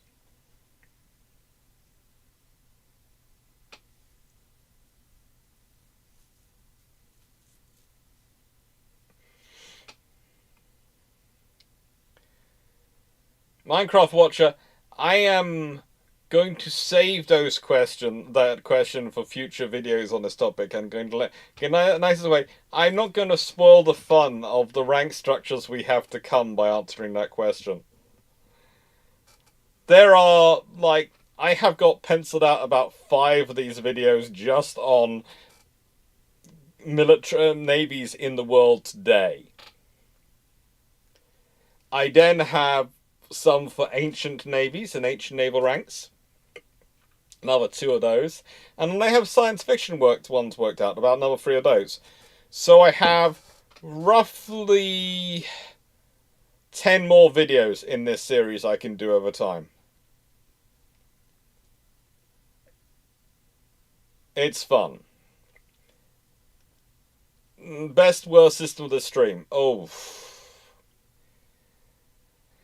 I wouldn't like to say any system is pretty much the best, because they all serve their purpose to an extent, but I would say the one I have the most questions about in terms of its actual work is probably the IGN from 1942. Honestly, confuses me in their NCO ranking, and I would say some modern Russian ranking does confuse me, but basically those are the 2 which cause me the most worry.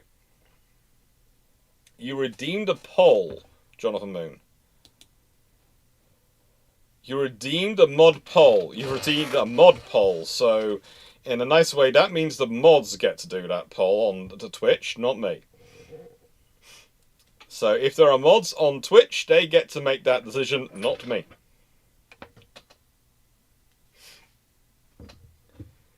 And that's an interesting thing to think about, Stafford Thompson, because capo meaning head. Capo in the mafia basically translates as corporal in most discussions. So, they get talked about as captains, chiefs, but they're also more of a translation of corporals.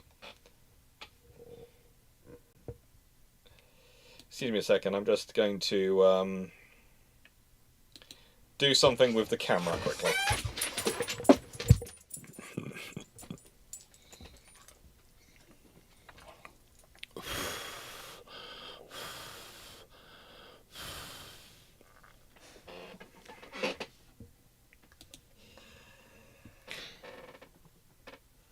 So I play with the camera, you immediately decide it's PT time again. Seriously, you appear there like magic. You are a poodle. Most certainly. Oh, good lord.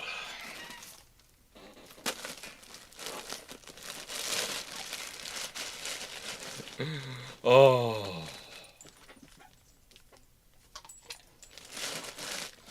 Good job. You're in a nice way. It's a good, very hot. I'd say the camera is getting very hot. This is the point. I think it's I think I do need to replace the cables. I think they've basically been cooked. And poodle pats, of course. You deserve pats. You deserve pats. Your eye's looking better now, I have to say.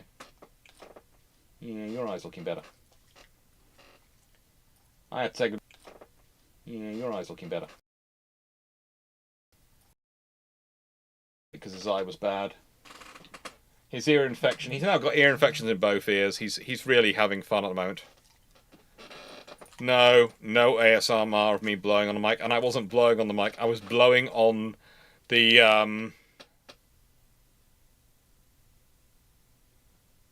I was blowing, as I say, on the camera.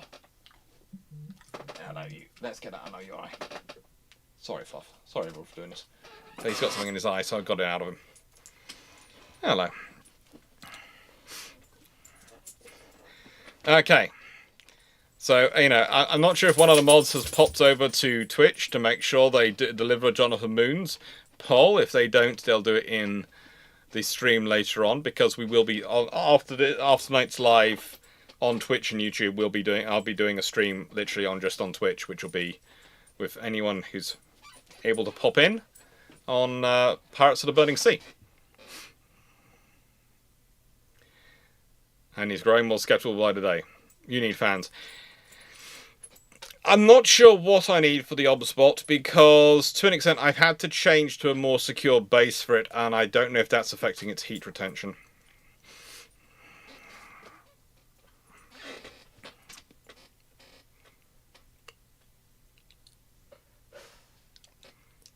Dan, you know, but we both know that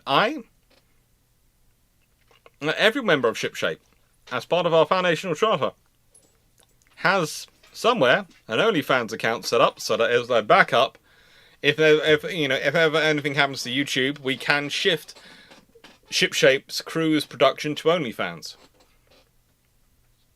If YouTube and Twitch go down, we can shift production to OnlyFans.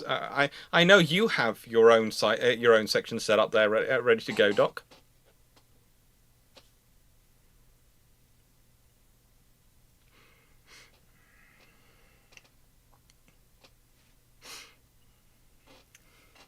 So, with that being said,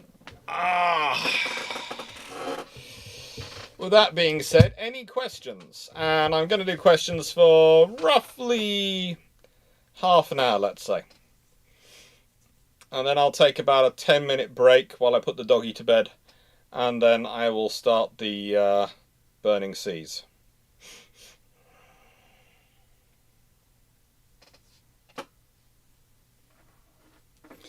Shipshape calendar when?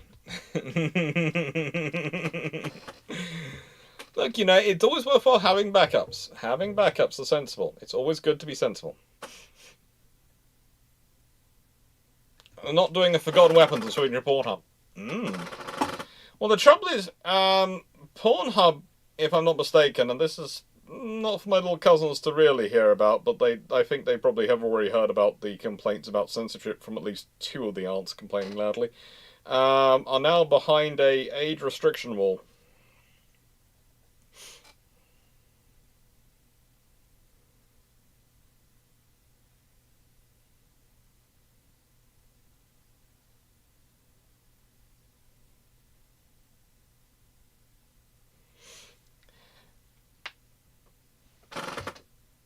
The fact that people are suggesting that I put my Hot Tub Historian vids up on OnlyFans worries me on many, many levels.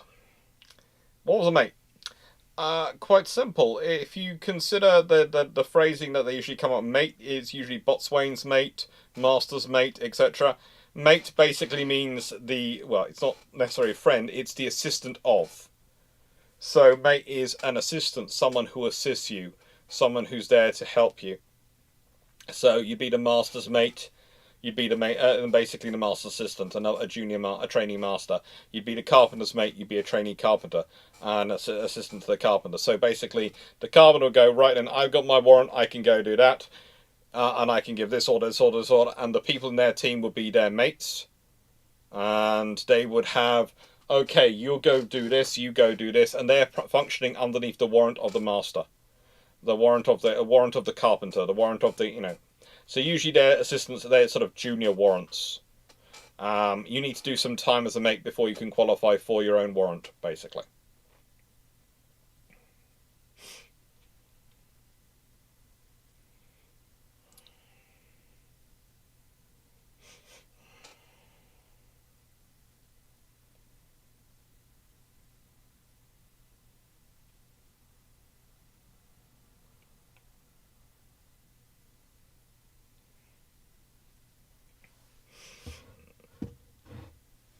Oh, happy to answer, Anna. And I'm just going to find, because I have it somewhere. No, don't disappear off. Boom. I should probably start and see if it's working. We will see if the bot works. How's that sound?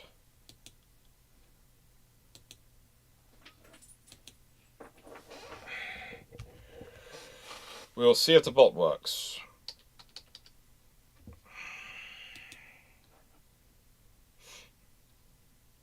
So it's firing up, it's trying to connect.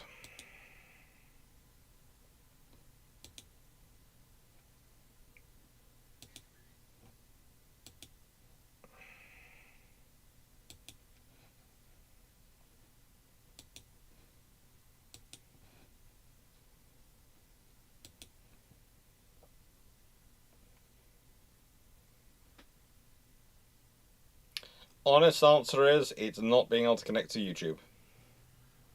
It's currently dying trying to connect to YouTube or trying to connect to anything.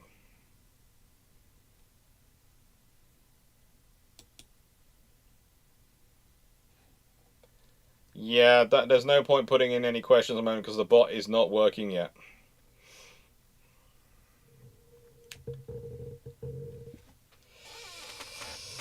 And also, the victory point note of the Franklin expedition. RN notes, 1848. Death in the expedition has been, to this date, 9 officers and 50 men.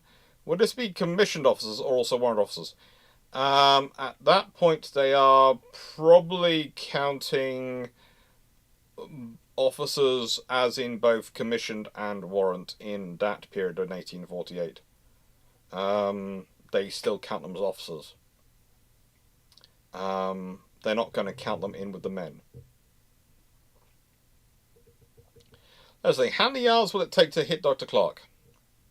I'll be ducking, dodging, and weaving. So good luck, God bless, and remember, I will chuck stuff back. Steve Clarke, so how did the more archaic words for rank structure terms work for modern navies? Mostly they've adapted them quite well. Honestly, if you work with the French or the Spanish, it really doesn't matter. And there are some ships where I've worked on where they basically go by the second part of it, so they're fregata, they are corvetta, they are, instead of one person's a captain. So it's Fregata Clarke. It would be Fregata Clarke rather than the Captain de Fregata.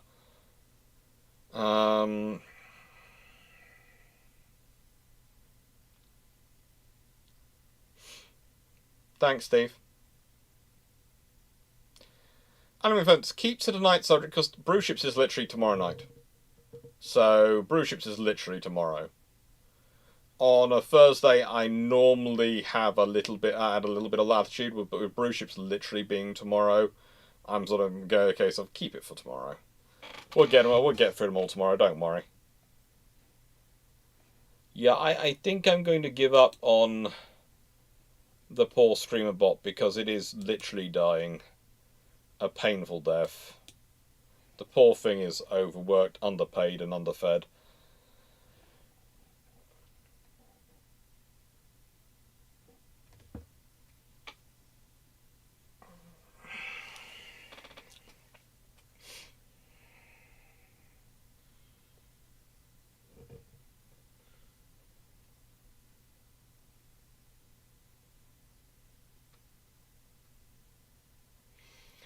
Minecraft Watcher, who was the last official Commodore for each Navy in the Age of Sail?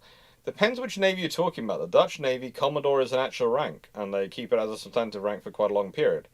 For the Royal Navy, that's very difficult to say because it depends on when you think the age of sail ends. Because there are sailing ships still sailing around the world, and they're sometimes under command of commodores when there are steamships in the world, and there's even some sailing around the world when there's still sailing around the world as under command of commodores when there's iron ships in the world. So that becomes a very difficult one to go through. And there's the fact also the U.S. Navy likes to use Commodore quite a lot. So various ranks. The thing is, Commodore is a rank which is quite popular. As it has a bit of Dutch history. It has a lot of Dutch history in it, and that's also part of the reason why the French have contre-amiral. Because the French and the Spanish don't like to copy Dutch words, whereas the English, who shamelessly rob other languages for their phraseology, quite happy to do it, and they're quite happy to use Amiral. And it's interesting that Admiral actually comes to England first, it seems, as an actual proper substantiated rank, and then goes back to France, although it certainly was transmitted through France to England. But in terms of a permanent posting and rank with that title, it seems England got there first.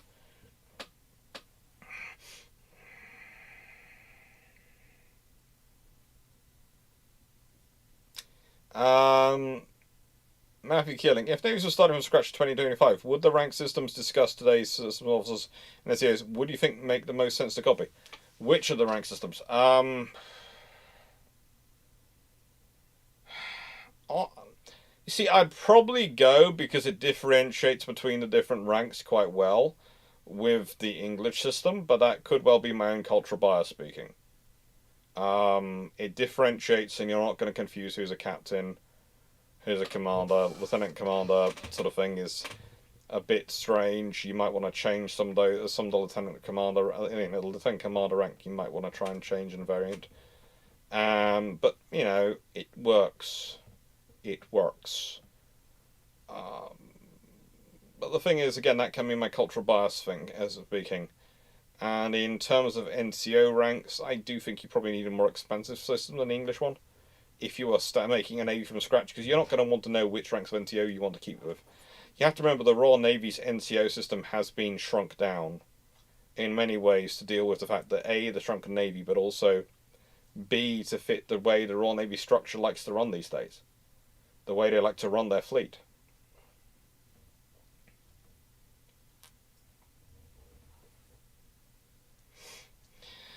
Matthew Killing, if and well, I'll answer the one. Walter Brothers, will we see lots of Azur Lane ships? I haven't done any content on that on this channel so far, but if people did a Patreon question, I would. I need to go study more about Azur Lane. I do go and try and keep up with it to an extent because I know quite a lot of my viewers do. And the thing is, I have the view that if you're nice enough to watch my channel and listen and give me the chance to speak, and then I need to go and make sure I learn enough so that when you ask me questions, I can answer them. And if you answer it. The example I tend to use is when I was a very junior academic, a PhD student, and I was doing a revision course. I had a student who had really struggled learning her history level. And the English Civil War just wasn't. The War of the Three Kingdoms wasn't gelling in her brain. And I found out she really liked the Tales of Redwall, which is a series of books by Brian Jacques. It's an absolutely excellent series for pre-teens, teens to read, and younger. They're going to love the books. They are. Anthropomorphic animals, basically. And so I taught her it through that prism. And that for me was a lesson, was by the end of those 3 days, me teaching her through this, she got it, and she ended up passing her A-level and getting an A. And the thing is, she got it, and she kept in touch with me afterwards, sent her thank yous, and it's very nice. But it was basically sort of, okay, so that was her avenue into history. And every time someone tells me something, that doesn't matter. That's something that's something's gimmicky. We shouldn't be caring. I always turn around and go, if that's someone's avenue into history, then I need to know about it so I can help them with it. and help them find history, because history is a useful thing to know. History is a useful thing to learn from. And if that's your avenue through history is through Azur Lane, it's not my particular cup of tea. It's not what I would do, but I will make sure I know enough about Azur Lane that I can answer your question and help you carry on that pathway into history, because the important thing for me is you get into history. How you get into it, I don't really care. That's not my business. My business is to help people love history and learn from history.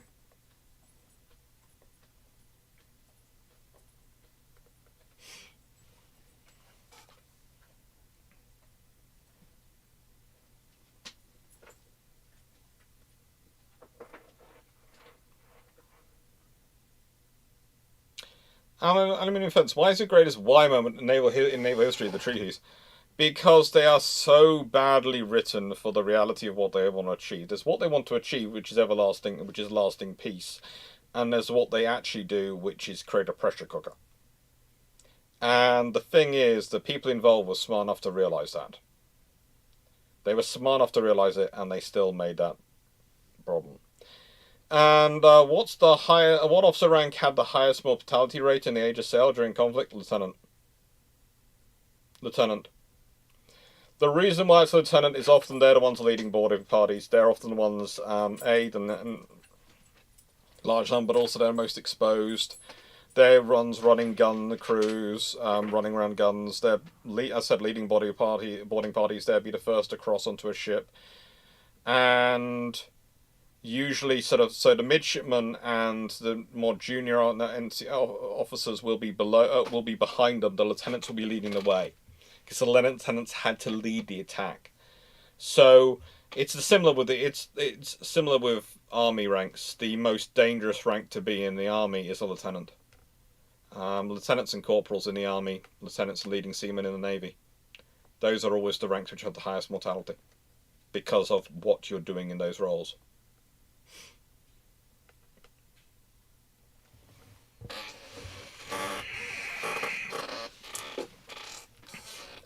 Seneca, what do you think of a fictional military that uses US rank and senior titles but randomized?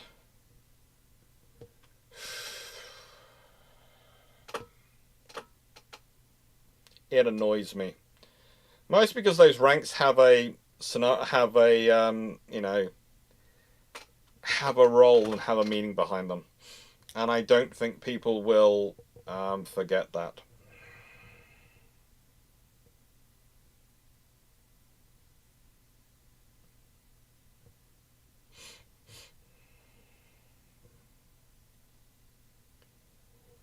Excellent. Commodore Clyde has always been a permanent posting overseas. The Faz Lane ballistic nuclear missiles Faz Lane. Interestingly enough,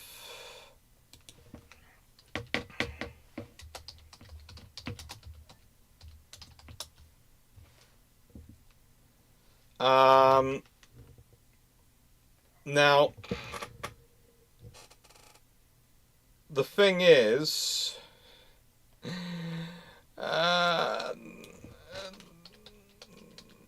the Commodore Clyde wasn't always a Commodore. The naval base commander at Clyde is a Commodore now, and that's from 1967 onwards, it has been a Commodore, but it was prior to that, usually officers of in those roles were rear admirals. And what you found in those ranks is usually, again, this is the scenario. These are the Commodores who then go on to become flag officers in certain places. Often flag officer Malta sort of a scenario, and then would retire. But you also have to remember there is the flag officer Scotland and Northern Ireland.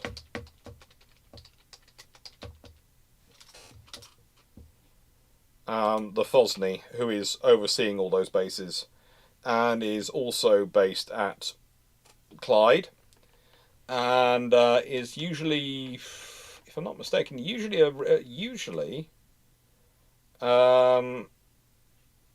a rear admiral now.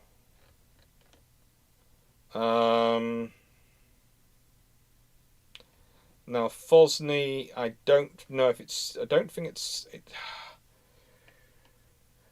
I don't think it's. I think they've got rid of it again in 2020. I think it's been combined with the Flag Officer submarines. But he's now a Commodore submarine service. And that's another fun thing. Of course, they used to have, it used to be Flag Officer submarines until 2020, and that's a Commodore, who also has the role of Senior Naval Officer, Scotland, Northern Ireland, and Deputy Director Submarines. And oh, don't get me started on it, honestly. Okay, the Royal Navy rank structure in the last 20 years has been mucked around with beyond belief, because people are obsessed with the number of senior officers, and you sit there and go, yeah, but you want someone who's got enough rank and status to be able to deal with all the politicians in Scotland. That's the problem. And in the nicest way, as a Commodore will probably be able to do it in terms of their capability, but they don't have enough gold braid to probably do the job to the requirement they need to do it.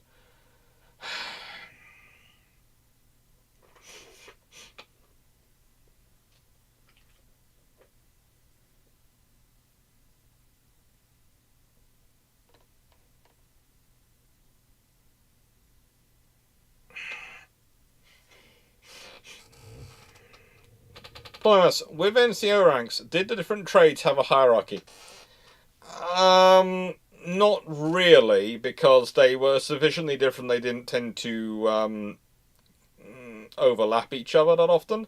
But informally, yeah, the sailing master was the boss, and then comes the carpenter, because that's the person who keeps the ship running, and then everyone else is below the carpenter in terms of maintaining the ship. He also had the quartermaster who was in charge of supplies and food aboard the ship.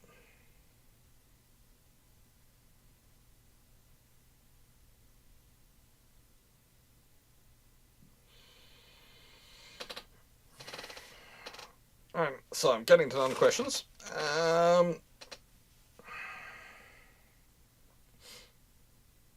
There are all sorts of fun things with Captain about it being left in. There's the whole Peacekeepers of Seoul series where Captain is not a rank, it's something which you have as Captain on the ship. Depends on the culture, depends on what you want to establish and how you want to treat it. Yeah, the number of dead junior officers in World War I is quite shocking. Friends, is there a video on this I can look up? Because they do strike me as needlessly complex, but I don't quite get the pressure cooker thing. Seems as a fair critique about Versailles, though.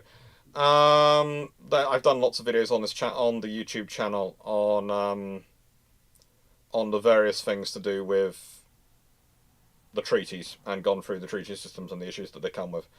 The big problem is they stopped the construction of ships. And what they should have done was how they control construction of ships rather than stopping the construction of ships, because that then makes a whole false sense of weakness. It's a whole scenario where it makes the navies look weaker than they are, and is one of the reasons why people like Hitler think they can chance the things they do and begin World War II.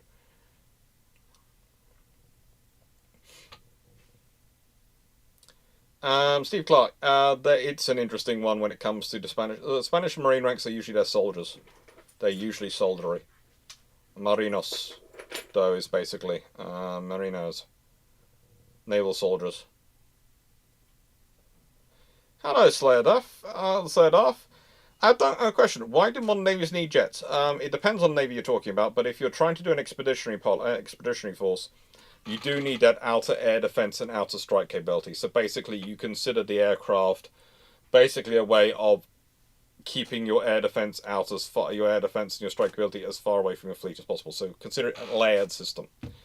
because most navies work in terms of a layering system. So if they have jets, if they have a carrier, then that can be their outer layer of defense, their outer shield, and their outer layer of strike.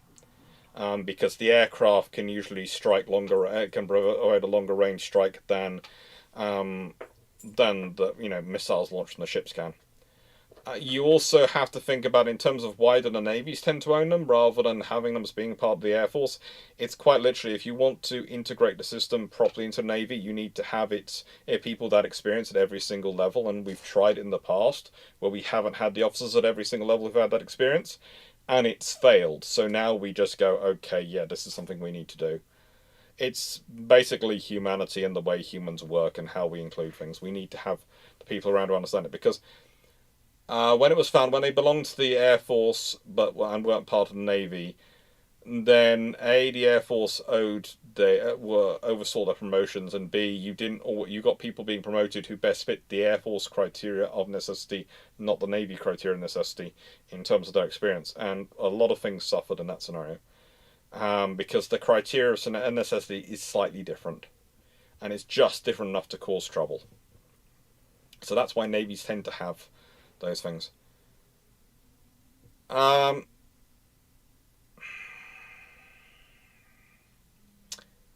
Steve Clarke, how do various navies get interesting scrambled egg to signify the ranks? I think you mean the gold braid, etc. and those things.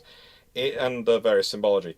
That's usually over time, and that develops over time. It depends when the ranks come in, who's got the ideas, what they want to include, whether they're replacing an older rank with a new rank and they're just adopting symbology. All these things can come in and it becomes interesting history.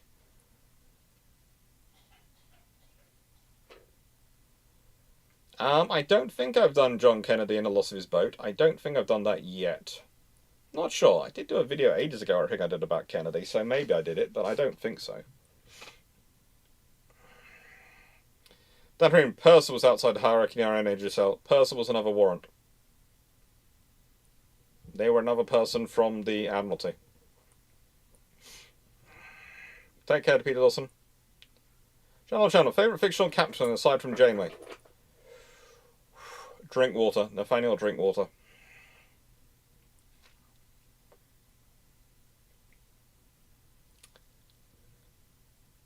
Oh, happy to help, Slayer. A nicest way I do questions. I do brew ships every Sunday, which is live on Twitch and on YouTube. And that's literally for answering naval history questions, current naval affairs questions, anything that comes up, basically. I'll give it a go.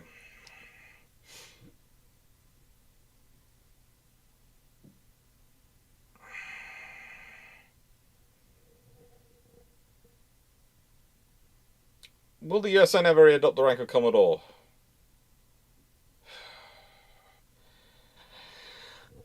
That's for me. That's a whole question for Congress. In the nicest way you true Minecraft watcher, in terms of ranks and US Navy ranks, and frankly, I think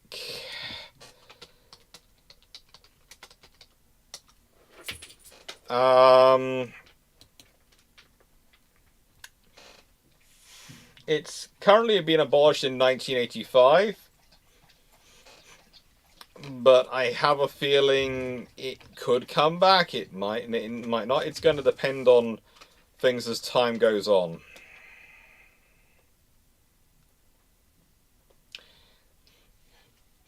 As time goes on, basically. Did you just fart? You demand biscuits and then you fart? That's just... Excuse me.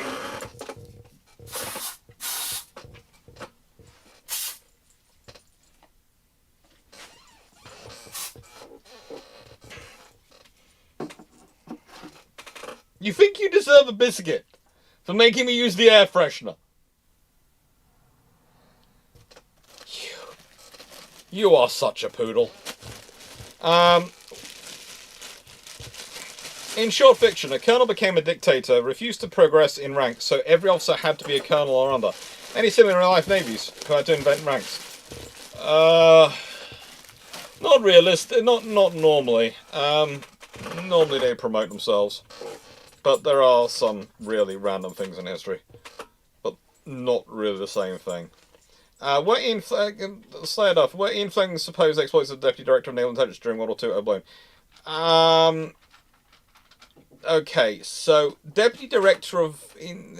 Sometimes people make him out to be Deputy Director of Intelligence, and he was involved in Naval Intelligence, and he was more involved in the gathering of intelligence and working with commandos and working with various special forces of the Royal Navy in seizing information and getting information from liberated Europe. He was involved in all sorts of fun things wandering around. To be fair, what happens is people tend to try and link him to things which they think sounds cool, and it's kind of a sad situation because his actual career is cool enough. It doesn't need to be blown up by these extra things. It doesn't need to have these extra things done in it. It's good enough as it is. It's very good. It's definitely okay. It's good enough as it is. And again, the Twitch has just done a whole restart thing. It's fun when it does that, isn't it? But I hope you have heard that answer. If you didn't say it after, tell me again, and I'll say it again. Well,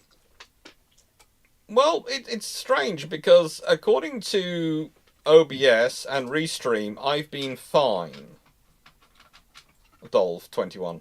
According to OBS and Restream, I've been fine. I've been constantly streaming to them, and they are receiving it and working quite happily. But Twitch keeps going down occasionally this evening. I'll be interested to see what happens when I'm not doing Restream to it.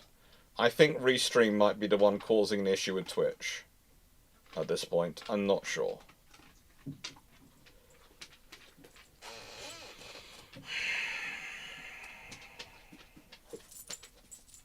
Intro Minecraft Watcher, what's my officer mortality rate grabbed? I answered the question, grabbed. It was grabbed and it was answered. Matthew Killing, there is always a chance that USN will make all ranks above captain into brevet ranks again. They made all... Yeah. Just... No, please. Matthew, stop doing this to me. Lions, what's your favourite rank name that's no longer in service? Master and Commander. It was a good position to have. It was a good and fun rank to have. Now you're just a commander. Chemical warfare is a crime. He doesn't understand that one.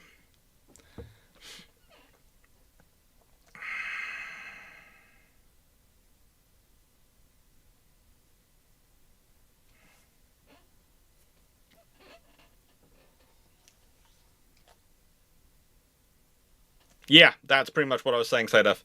So he wasn't that massively involved in Operation Mincemeat. He was tangentially involved in it, but he was in a nice way. What he was more involved in was if there were naval commandos going and nicking things and those kind of special operations, he was doing that, and he sometimes went with them to help with the nicking.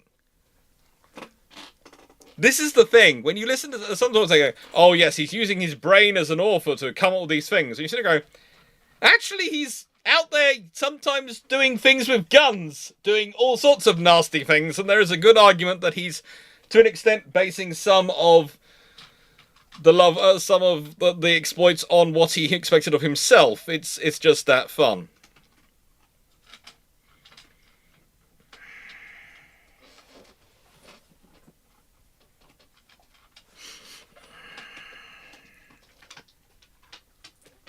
Poodles never signed the Geneva Convention. No, they didn't. For them also, it was always the Geneva checklist. Anna Dallas, what is the lowest rank RN that actually commands a ship boat? Commands a ship, and usually a vessel, it usually could be a lieutenant commander. Lieutenants can find themselves doing it, but usually it's a lieutenant commander. Did naval commandos have blowtorches with them? Look, they're Royal Navy's personnel going on a acquiring mission. The thing the USN was surprised when they came to there was actually bricks and mortar left in the buildings.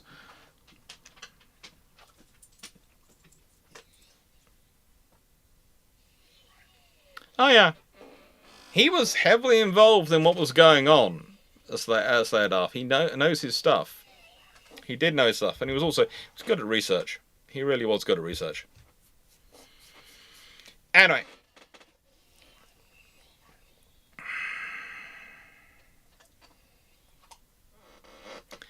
One of the Bond films has a very accurate SOE limpet mine from a book written long before those details were declassified. Yeah. Oh, the stuff he was involved in. He was an interesting soul, and so were his friends.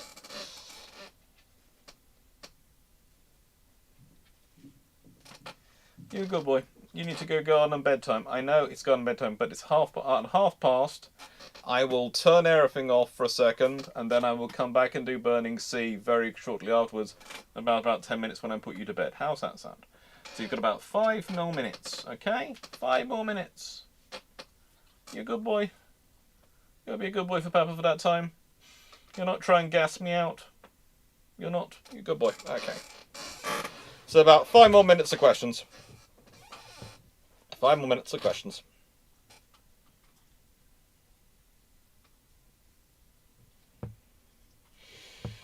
What about? I think they just use wire cutters or such. It depends what's bolted down, and also in the nicest way, Walter sometimes you don't. Sometimes the quickest way to get something out the ground is to just make sure the bolts no longer have the metallurgical stability to be bolts.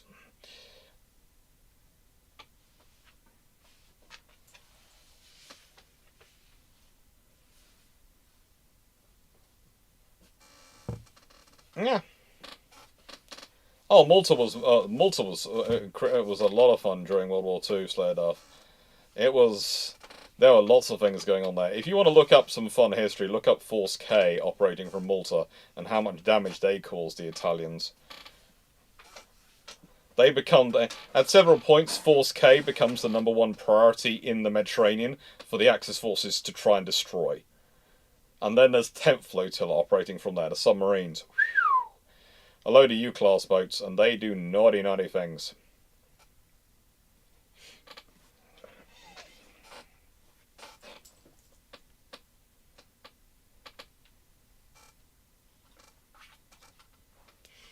I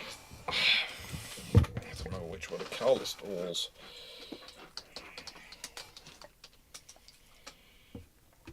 Ah, yes, the lovely.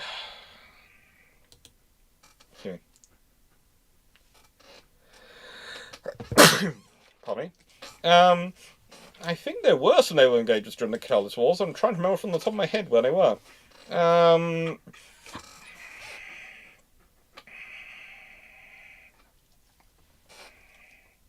Good boy. Oh, I'm going to clean your eye out again, aren't I? Mostly they're the Spanish Civil War, which is, to an extent, another Carlist war, but the ones in the 1800s, i.e. the 19th century ones, do have some interesting little minor naval engagements and things, I think, especially the first one. And that's, unsurprising because that lasted 7 years.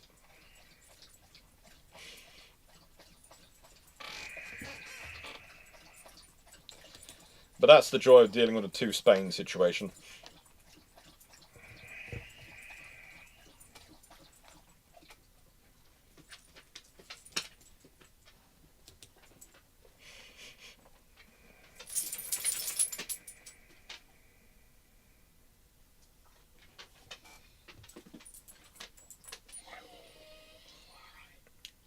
Okay.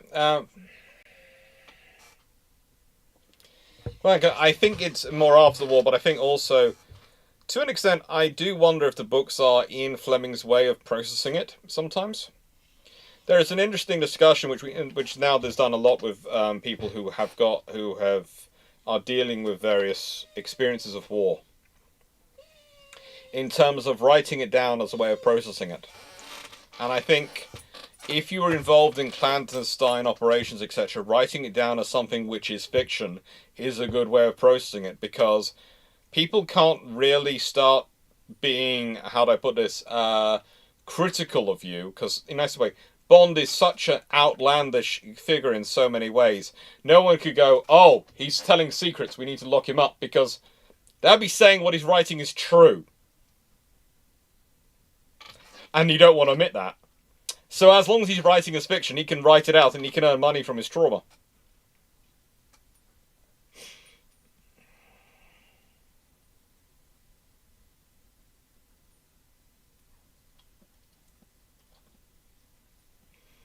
But it was sort of after the war. Next question from Slayer how did studying a generic undergraduate history degree prepare you for further specialization? Is it possible to become a naval history postdoc without having done history at undergrad? It is possible. It is possible. My actual route, my PhD is in war studies. My PhD is in war studies because I do current warfare and current engagements as well as historical ones, so I had to do that. And international relations. So I did my... technically, I've graduated with a Bachelor's Honours in History, but I did actually the B-Res course where I did 2 dissertations, but I hadn't certified the B-Res course at that point, so I did... it was considered just a BA Honours. And then from that point on, I went to do my Masters, which I did in International Conflict. So I've got an MSc in International Conflict. And then from there, I went to do my PhD in War Studies. And yeah, there are lots of people who can end up from different paths going into into these things. Usually, especially with War Studies and Naval History and these sort of areas, there are few enough people wanting to do it that if someone wants to do it and is interested in it, we will find a way to get them to enable them to do it. With me, I was basically told for my PhD program that if I wanted to do the PhD where I wanted to do it, I needed something in international relations because I was very qualified, perfectly fine in history, completed all the assignments needed to, but I had no qualification in international relations if I wanted to do it. And I applied for 8 different PhD programs, and I got into one, which was my first choice one. So, yeah. That's the way the cookie crumbles sometimes. Which was King's College London.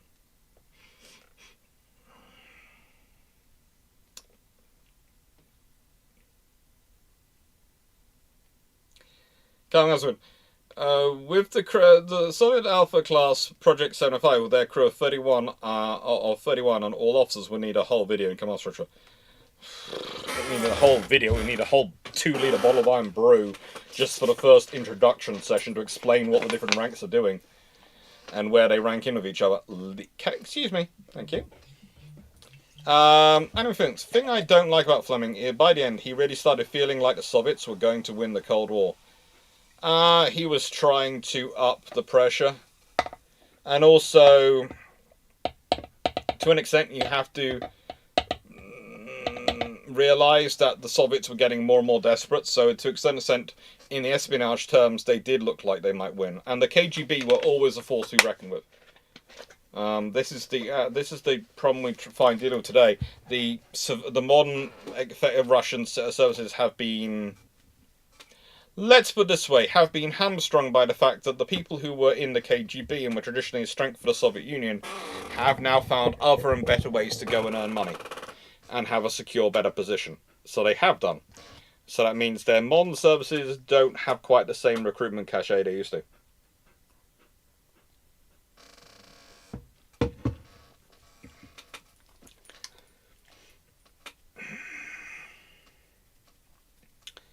There is certainly that case. Anyway, with that being said, I'm going to go. It's now 10:30 and I have promised someone I would get him to bed. So I'm going to say thank you very much everyone for being here. Any further questions, if they can be grabbed by the admins and stuck in the Q&A, Brewship's Q&A, I will answer them tomorrow in Brewship's first thing. And yeah, thank you for being here. Hope you all enjoyed. Thank you for the likes, shares, and all the Twitch bits. super chats, super thanks, all those things. Thank you for all the support. It all means a lot. As you all know, traditionally, as you know, I work 2 days a week doing consultancy, and I do this every other day of the week because I love this and the consultancy pays the bills. Something you might not know is that for the last month, for now 2 months, I haven't been paid for the consultancy work. So yeah, I think I've worked my I think I've worked my notice. It seems that no one's been paid as well for the last month, so it's really interesting, and that's a really fun way for what was quite a nice firm to disappear, but we'll leave that to one side. So with that being said, thank you very much everyone for your support. Thank you very much for your kindness and your help. And yeah, I will. It's all thanks to you I'm able to keep going, and I'm able to keep doing this. So thank you. Thank you very much, everyone. Seriously, I know you want to go to bed. I know it is the Ralsonian calendar, it's bedtime, but let's say goodbye to everyone and thank them for being here. You care more about going to bed. I know, but say goodbye. Yeah, say goodbye. Good boy. Take care, everyone. Thank you very much, everyone, for your kindness and your help. And what have we got coming up? Next week, you might have noticed that the videos have started chalking up already. Next week will be Britain's declaration of war in World War I on the Tuesday. And don't miss that one, because that one's going to be an interesting one. That one is going to be a really interesting one. And in about 10 minutes or so, I will be back on Twitch with Pirates of the Burning Sea. Take care, everyone. Toodles.